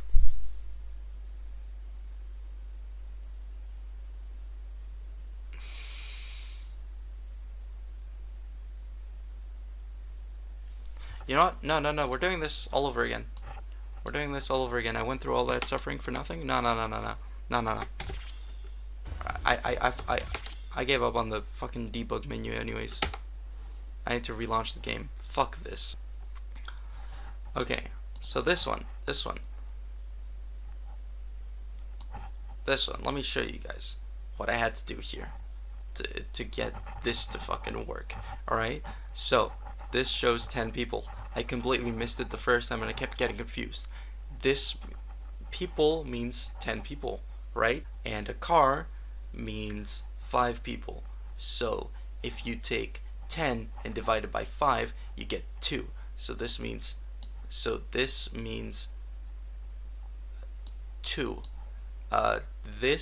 is you get 10 and divide it by 2, which is 5, right? 5, the bus is 5, the car is 2. So 2, 5, 10 minus 4, 6. uh 10 plus 5, 15, 20 minus 2 is 18. This guy, the 10 minus 5 is 5, and then 5 to 2, which is 9, and this is 20, and half of a car is 1, 12, and then this is also 12, right? So, and that translates to before it all right? Okay, well, this video is 3 hours in length, and I don't want to make it a lot longer, so I'm just gonna skip the puzzle solutions. I just showed the one that I did with the fucking people because I was most proud of that one. I solved the rest of them by legitly.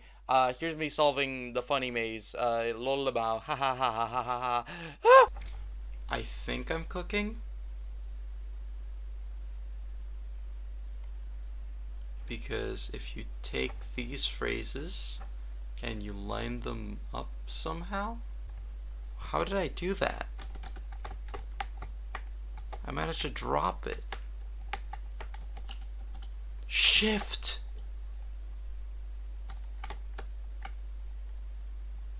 They didn't say shift to drop. They didn't say none of that. Okay.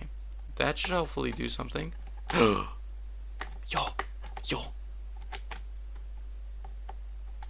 Yo? Oh, what did that do? Oh no. What is this? What is this? What is this? What is this? What is this? What?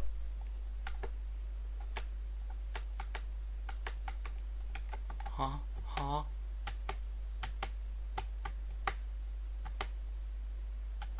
Oh no. Oh no.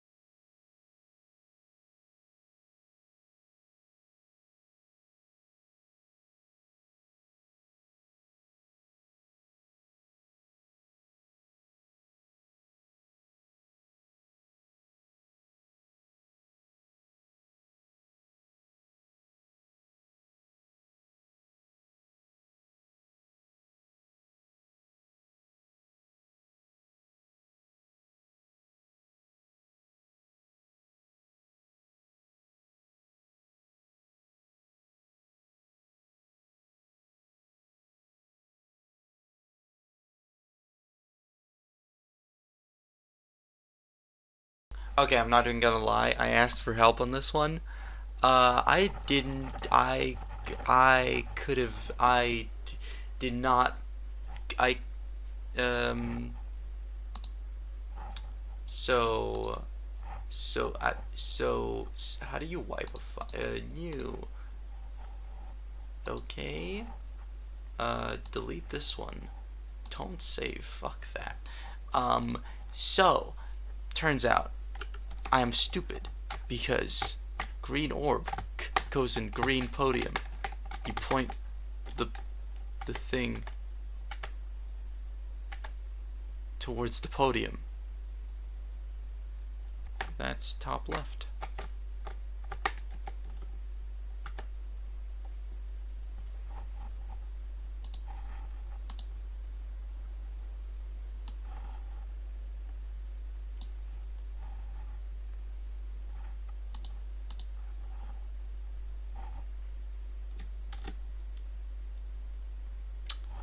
So now, there's layers in this.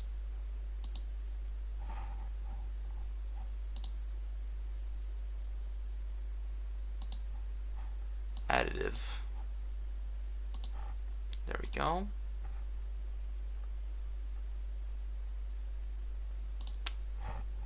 Normal, additive.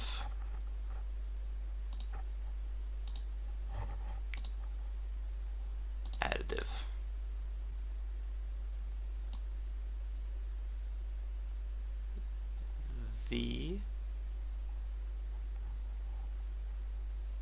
I already see the bit of the solution. The bounds have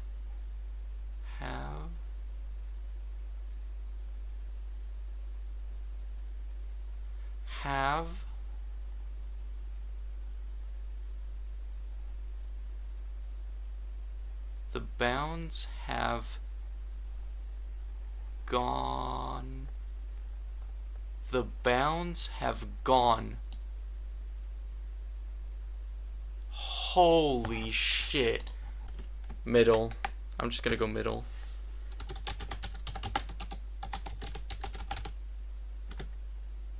Oh shit.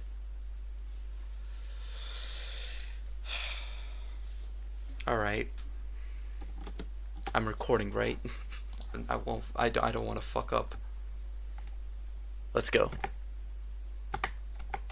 Oh, well. Standing at the edge of everything, Dawn looked down into the great abyss of the past.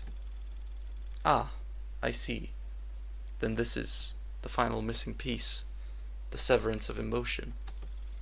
A scene played out, illustrated by brainwaves floating in and out of existence, creating what could only be described as a stage set in play for one viewer. All systems looking okay? So far, so good. No reports from EDEP. Her wavelength is stable. Gisho, turn the power switch. Very well, sir. The audience of one watched. 4 seats set up, all for one person. The World Keeper, the Liberator, the protagonist, and myself. We as one watched what followed. Turn off. Turn it off. The system has entered protective mode, sir. I can't believe what I'm seeing. It's cutting her entire ego and mem files. It's moving them to the sim layer. Oh god. Oh my fucking god. What have I done? And so, I watched my father watch, and my father could only watch. That was when the four of us were born. The storyteller, forced into a godlike position of only being able to watch, came first. That would be me, or my I. Most of what made me who I was stayed behind with me, so in a way, I was closest to the original Saturday. And then came the World Keeper and Liberator. 2 ideals continuously at odds with one another, fight and flight personified. But they were only ideals. They were not alive and never have been, stuck in that catbox superposition of being alive but lacking life. The World Keeper took clear advantage, having grown stronger over time. I was still in the position of growing my Liberator to match how much grip the World Keeper had over me when I was put into the Duskbreaker, so the World Keeper managed to fully form before the Liberator did. Using this to her advantage, I watched, unable to interfere, as the World Keeper forcefully injected any memory or personality relating to the Liberator's purpose from her. The two of them were already husks, unable to feel proper emotion, but this left the Liberator in an even worse state. It would be a long time before I could think of a way to remedy that and level the playing field. And then there was one more. The body. A perfect replica of myself as I was when I entered the Duskbreaker. The main difference was that she completely adhered to the fabricated history of the simulated world. Over time, the scene ended.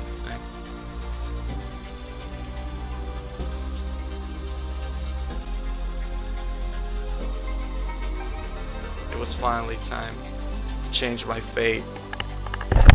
Here goes.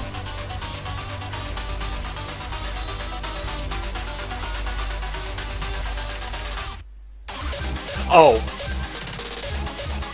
Bruh.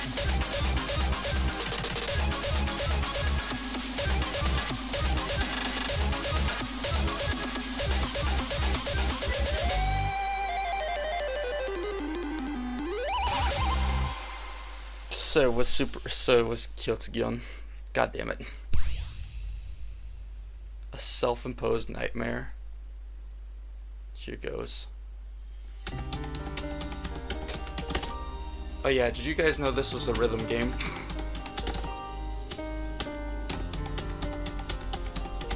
That acritical animation looking kinda...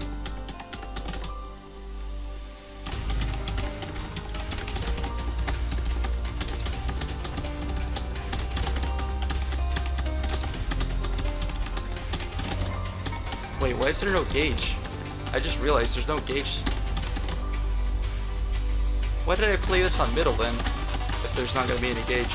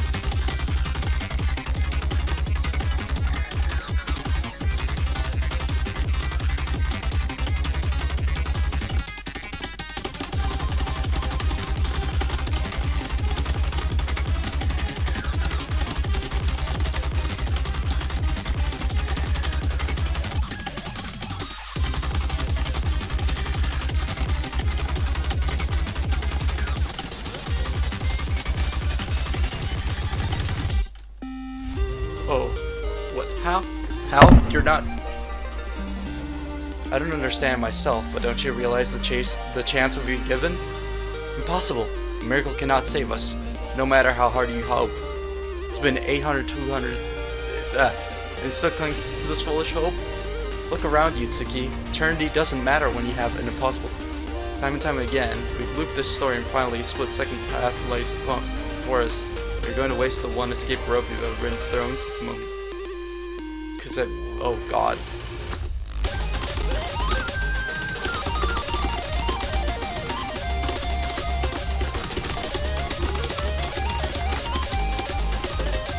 I see why there's no gauge now.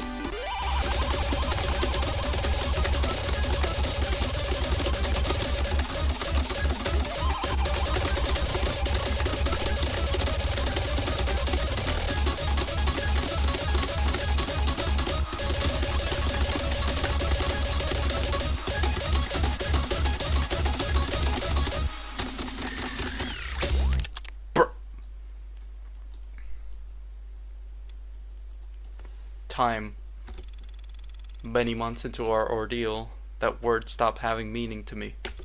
How long has it been that my time was stopped in place? It was time for the intermission to end. The play would resume, and for the first time, I didn't know what would follow. It's strange, isn't it? To become so disillusioned with the infinite present that you actually find yourself looking forward to the uncertain future. Without a doubt, this tale will not end anytime soon. I wouldn't even be surprised if it continues into an 8,267 cycle. But however long it needs, everything we've accomplished here was all for this final change. Whatever happens from here on out is the will of myself, all parts of myself. The liberator, the world keeper, the protagonist, and the storyteller. All parts of Saturday now have a part in this play.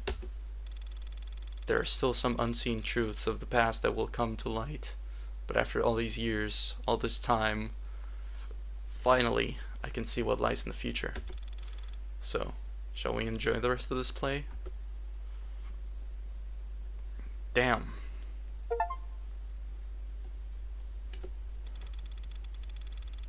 Even after the tears stopped flowing, I held Allison for the better part of an hour. Neither of us said anything. Both of us knew that neither of us needed to. The truth about my sister's death was the final nail in the coffin of revelations that had hit us one after another over this past evening. I didn't even know how I was going to begin to explain this to Eri, Katomi, and Chiyo.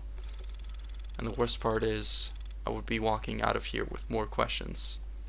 If Suki has been dead since 2010, who have I been living with?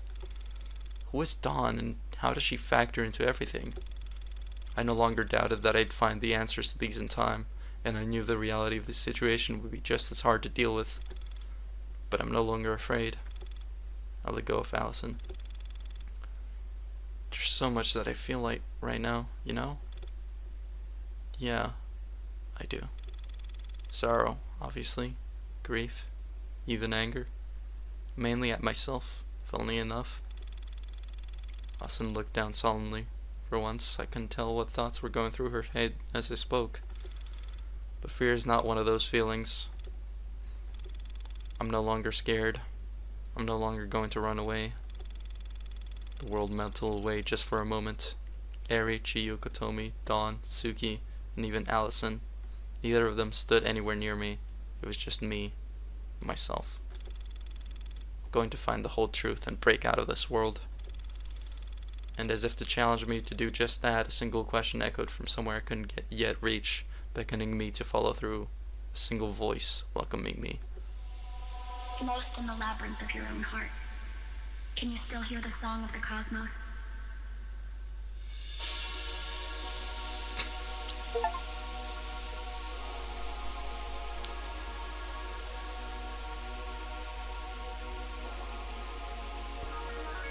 Damn.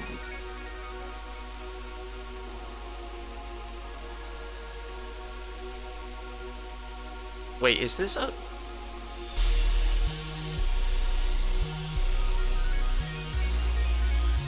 I was about to say, is this like a different version of Estelian, but this is probably the original uncut version.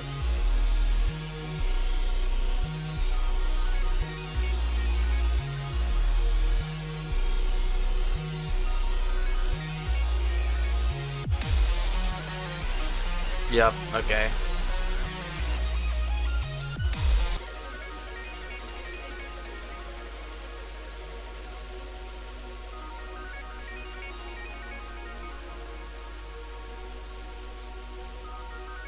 The only one who can make a miracle in your world is you.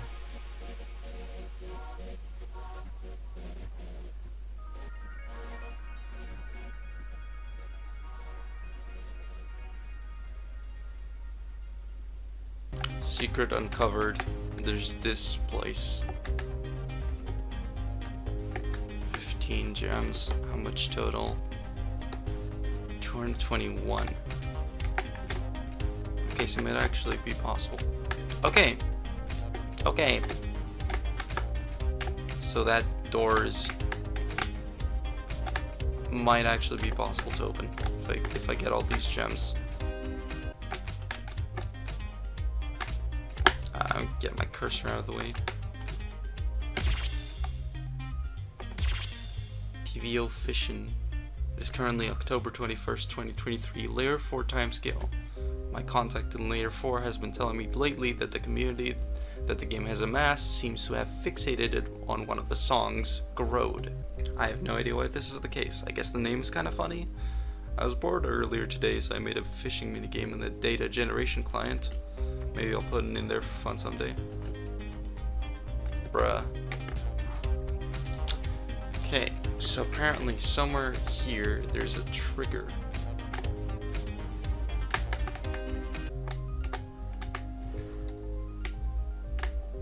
Oh.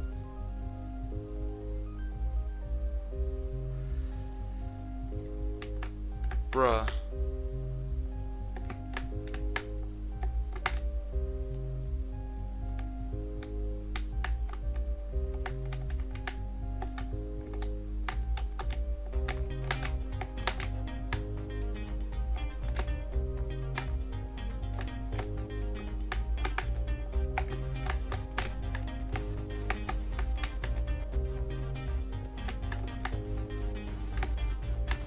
God.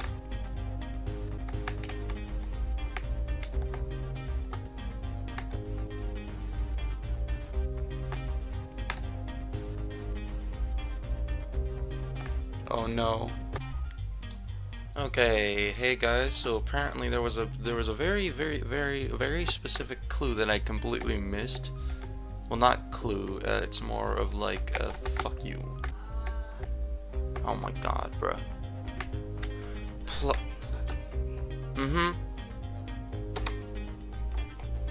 Bro, I swear to God. Swear to fucking God, bro. It was that easy.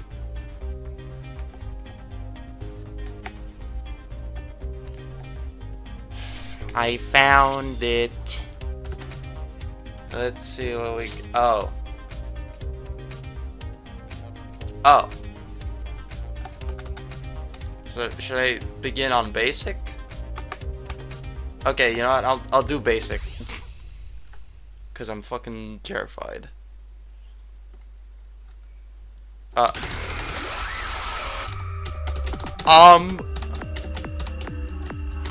Are you fuck?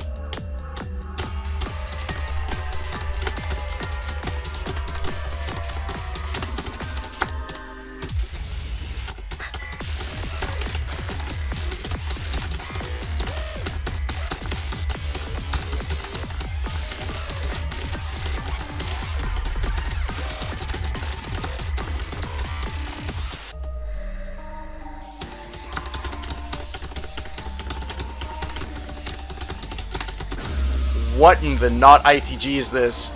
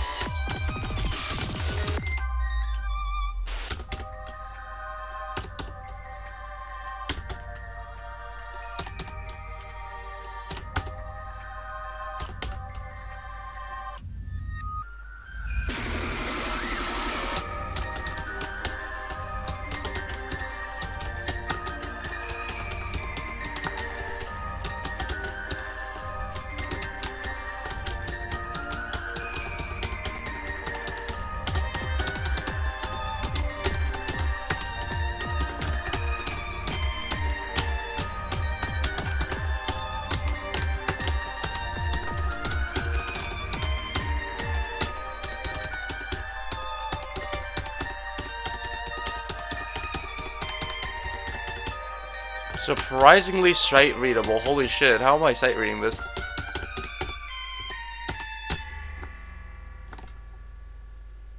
Oh, it's a hold note? It's, oh my god, bruh. Invisible hold note. 88 failed. Nah, I need to try that again. I need to try that shit again. Holy hell. I need to try that again with the knowledge that those are mines. Why do I fail there? What the fuck?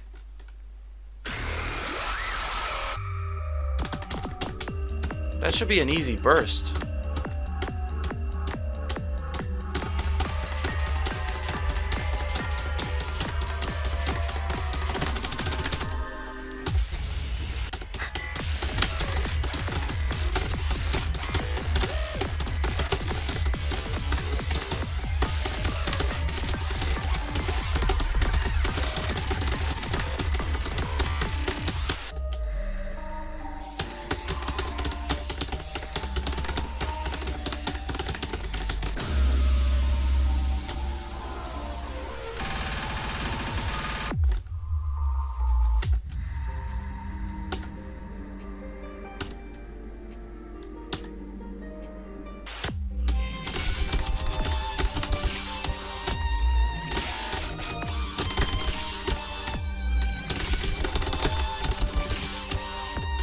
Ah! I keep forgetting about that fucking bumper.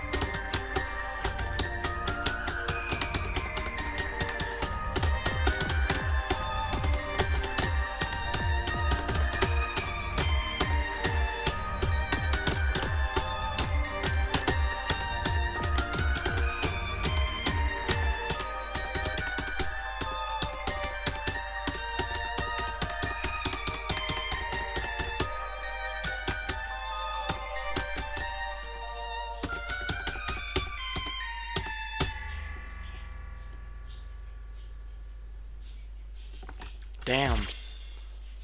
Holy hell, this is one hell of a chart. Cocaine is a hell of a drug. Holy fuck, not like that. That right there is what I call insanity. Huh?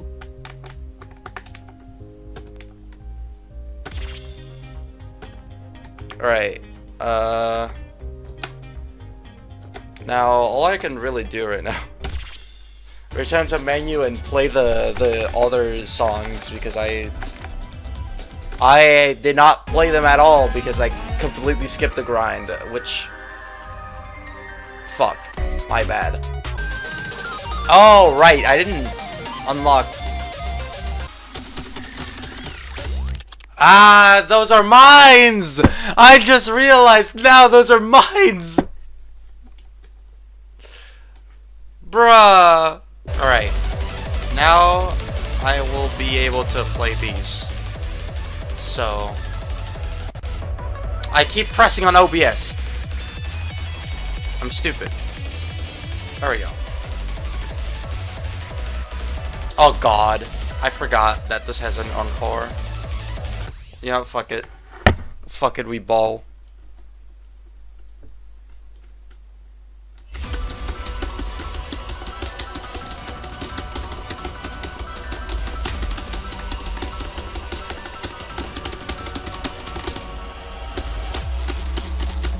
Just now realizing I still have not eaten breakfast.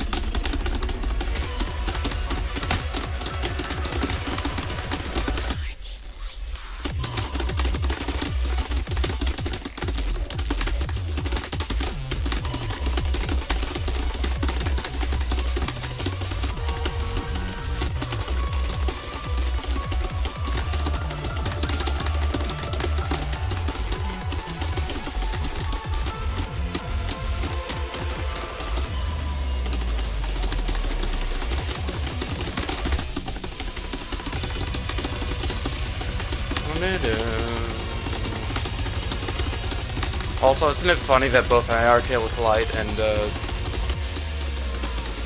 and Simulated Reality were featured in ACC, in the last ACC? I don't know, I just thought it was funny that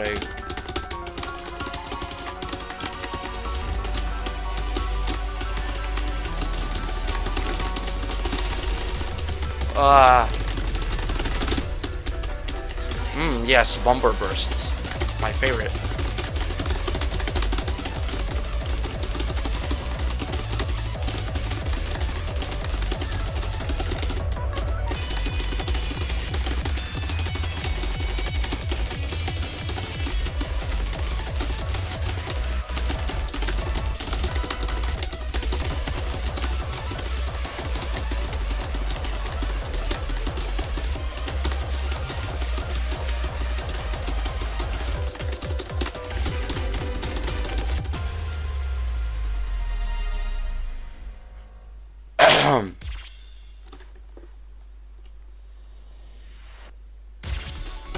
Is plus. That's probably gonna be the rest of these songs, to be honest. God, my voice still has not recovered at all. I'm gonna have to edit yesterday's read so much. Because I just kept fucking coughing.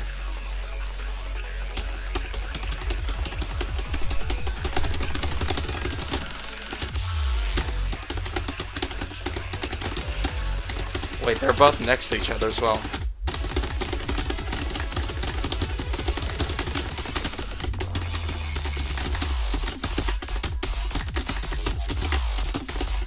I just now realized Curzon VC said, oh, like, who said I did finales?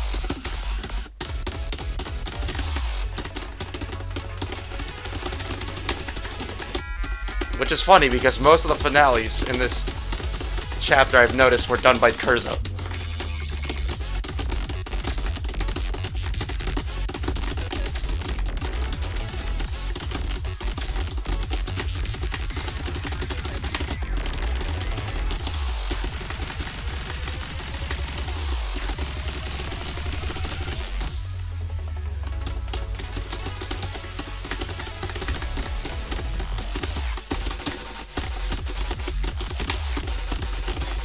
Oh wait, whoa, is this like the full version?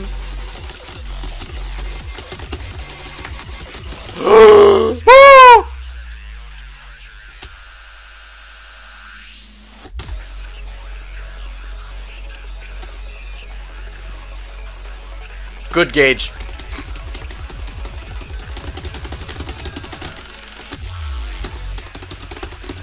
Ah!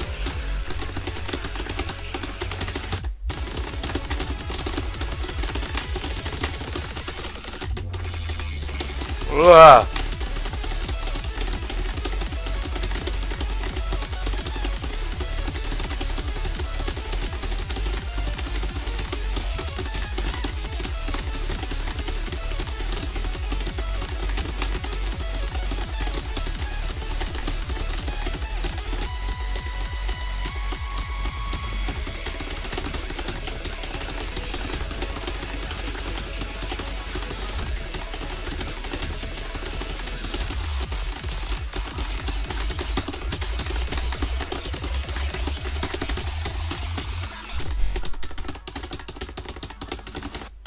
And the metal pipe was removed.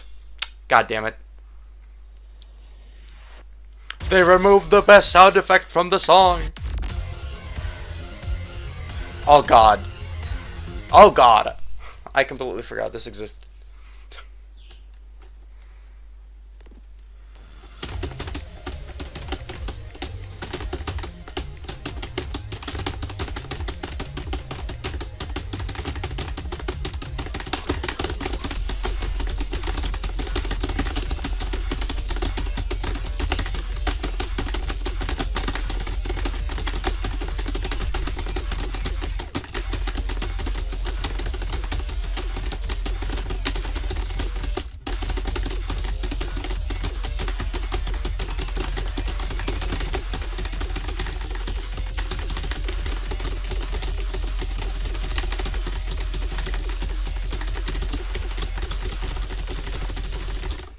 Ugh.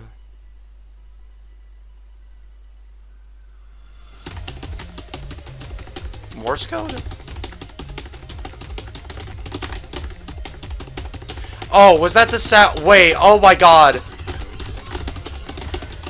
Was that the sound from the ARG, or is that just me? That was from the last ARG, right? Or not the mini ARG at Valentine's Day. I meant the other one.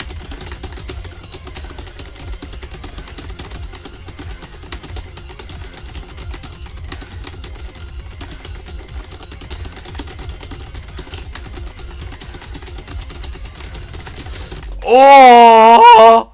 I was not ready for that burst.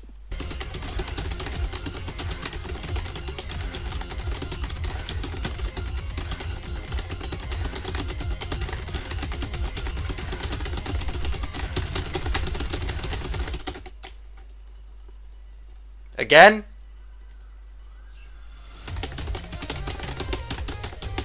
Oh, here we go.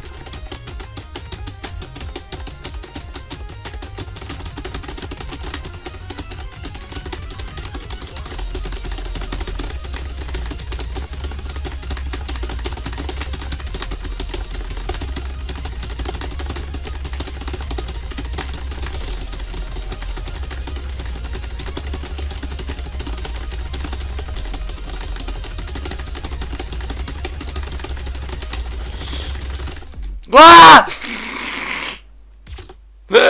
What the fuck?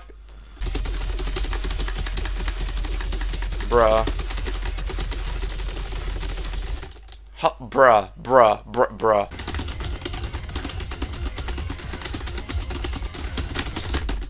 God, okay. I almost changed my difficulty, bruh.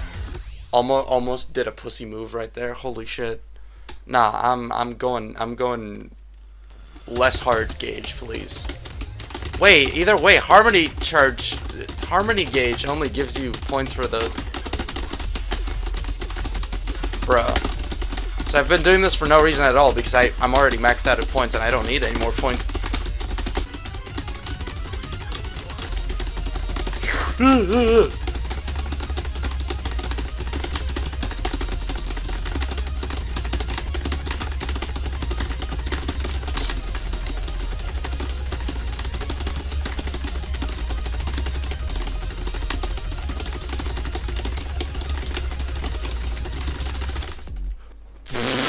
God damn it.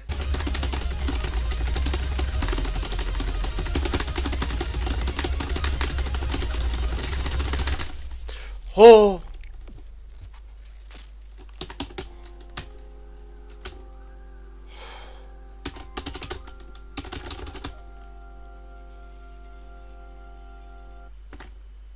Okay. I made it. Alright, one more try to go. And then I can keep going with my day. If only I can find it. Jorts.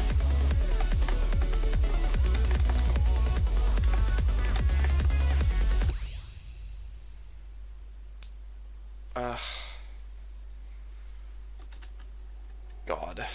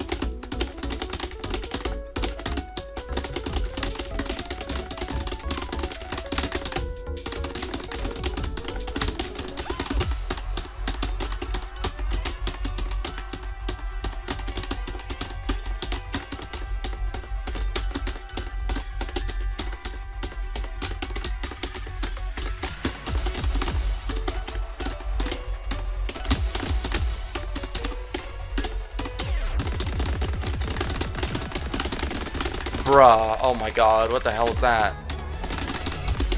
Not the pattern. Just what the hell was wrong with my brain there? What the hell is wrong with my brain there?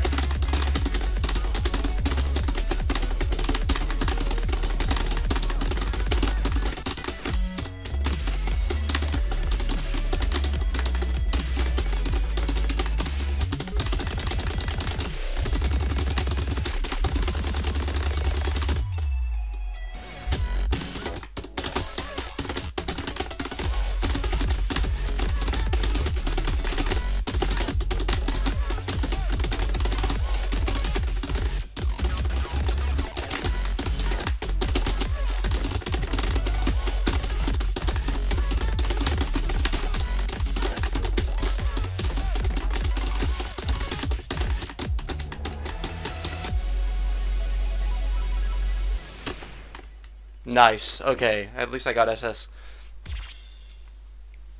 Alright, good. I can't say much other than what a fucking insane update. Like, honestly, Marinol is fucking bonkers. I mean, so is like every other chart and the story, and like props to Cheryl and the team. Honestly, I fucking like. I didn't want to be a react to Andy and just be like shocked at everything. I kind of knew the context because some parts of the ARG did do some like lore readings, so I kind of did understand what was happening at some points. Like, it wasn't such a big reveal because I've already seen it before. But yeah, that was fucking. This keeps being an amazing fucking game. Hey guys, Cheryl added post-game stuff.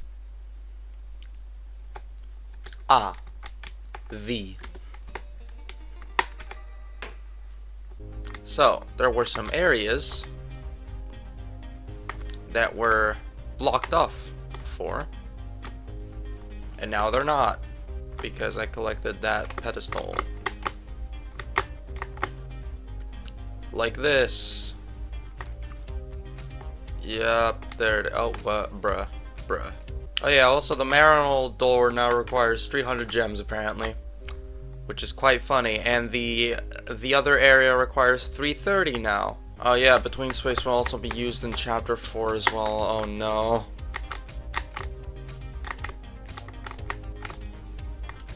Okay. Well, there's lamp 1. No. Nah. Okay, I can still go through the door, thank God. How many do I have total? Oh, 308. Oh, so you do get 300 either way. There's an area here that used to be blocked off. Now it's no longer blocked off. There it is.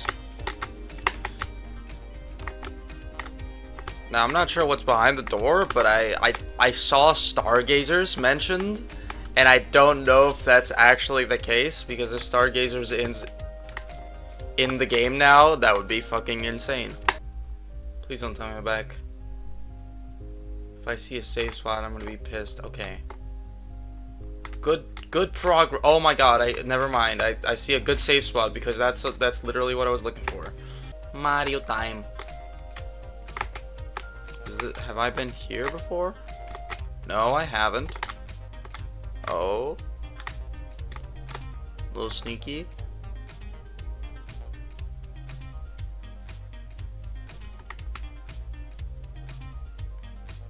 Wait, is that all I needed?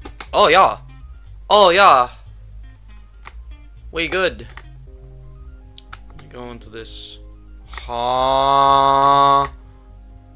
Why is that room blocked off now? Oh, never mind. Okay.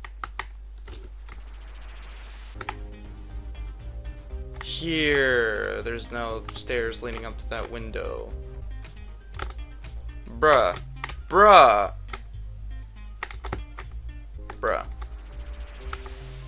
I need to remember where the lamp is. I think it's... Yes. Yeah. 3:30. Okay, good. I was about to say.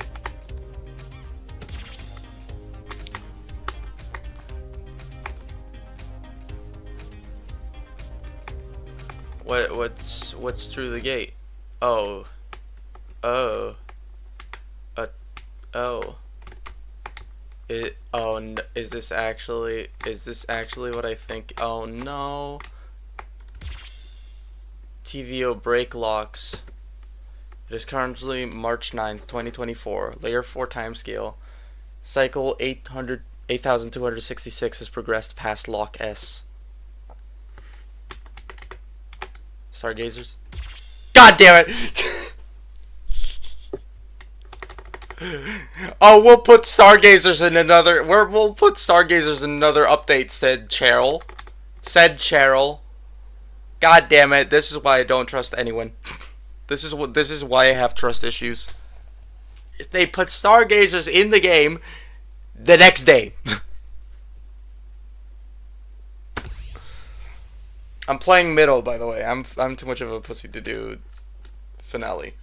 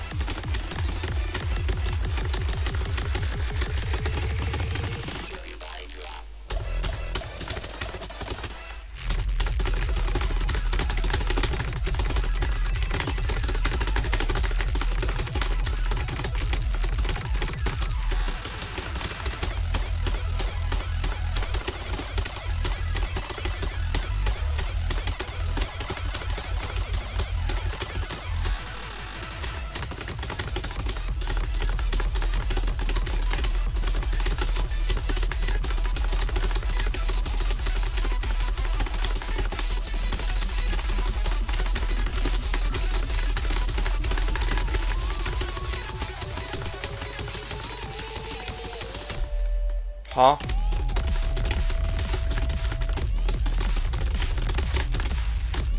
Where visual effect?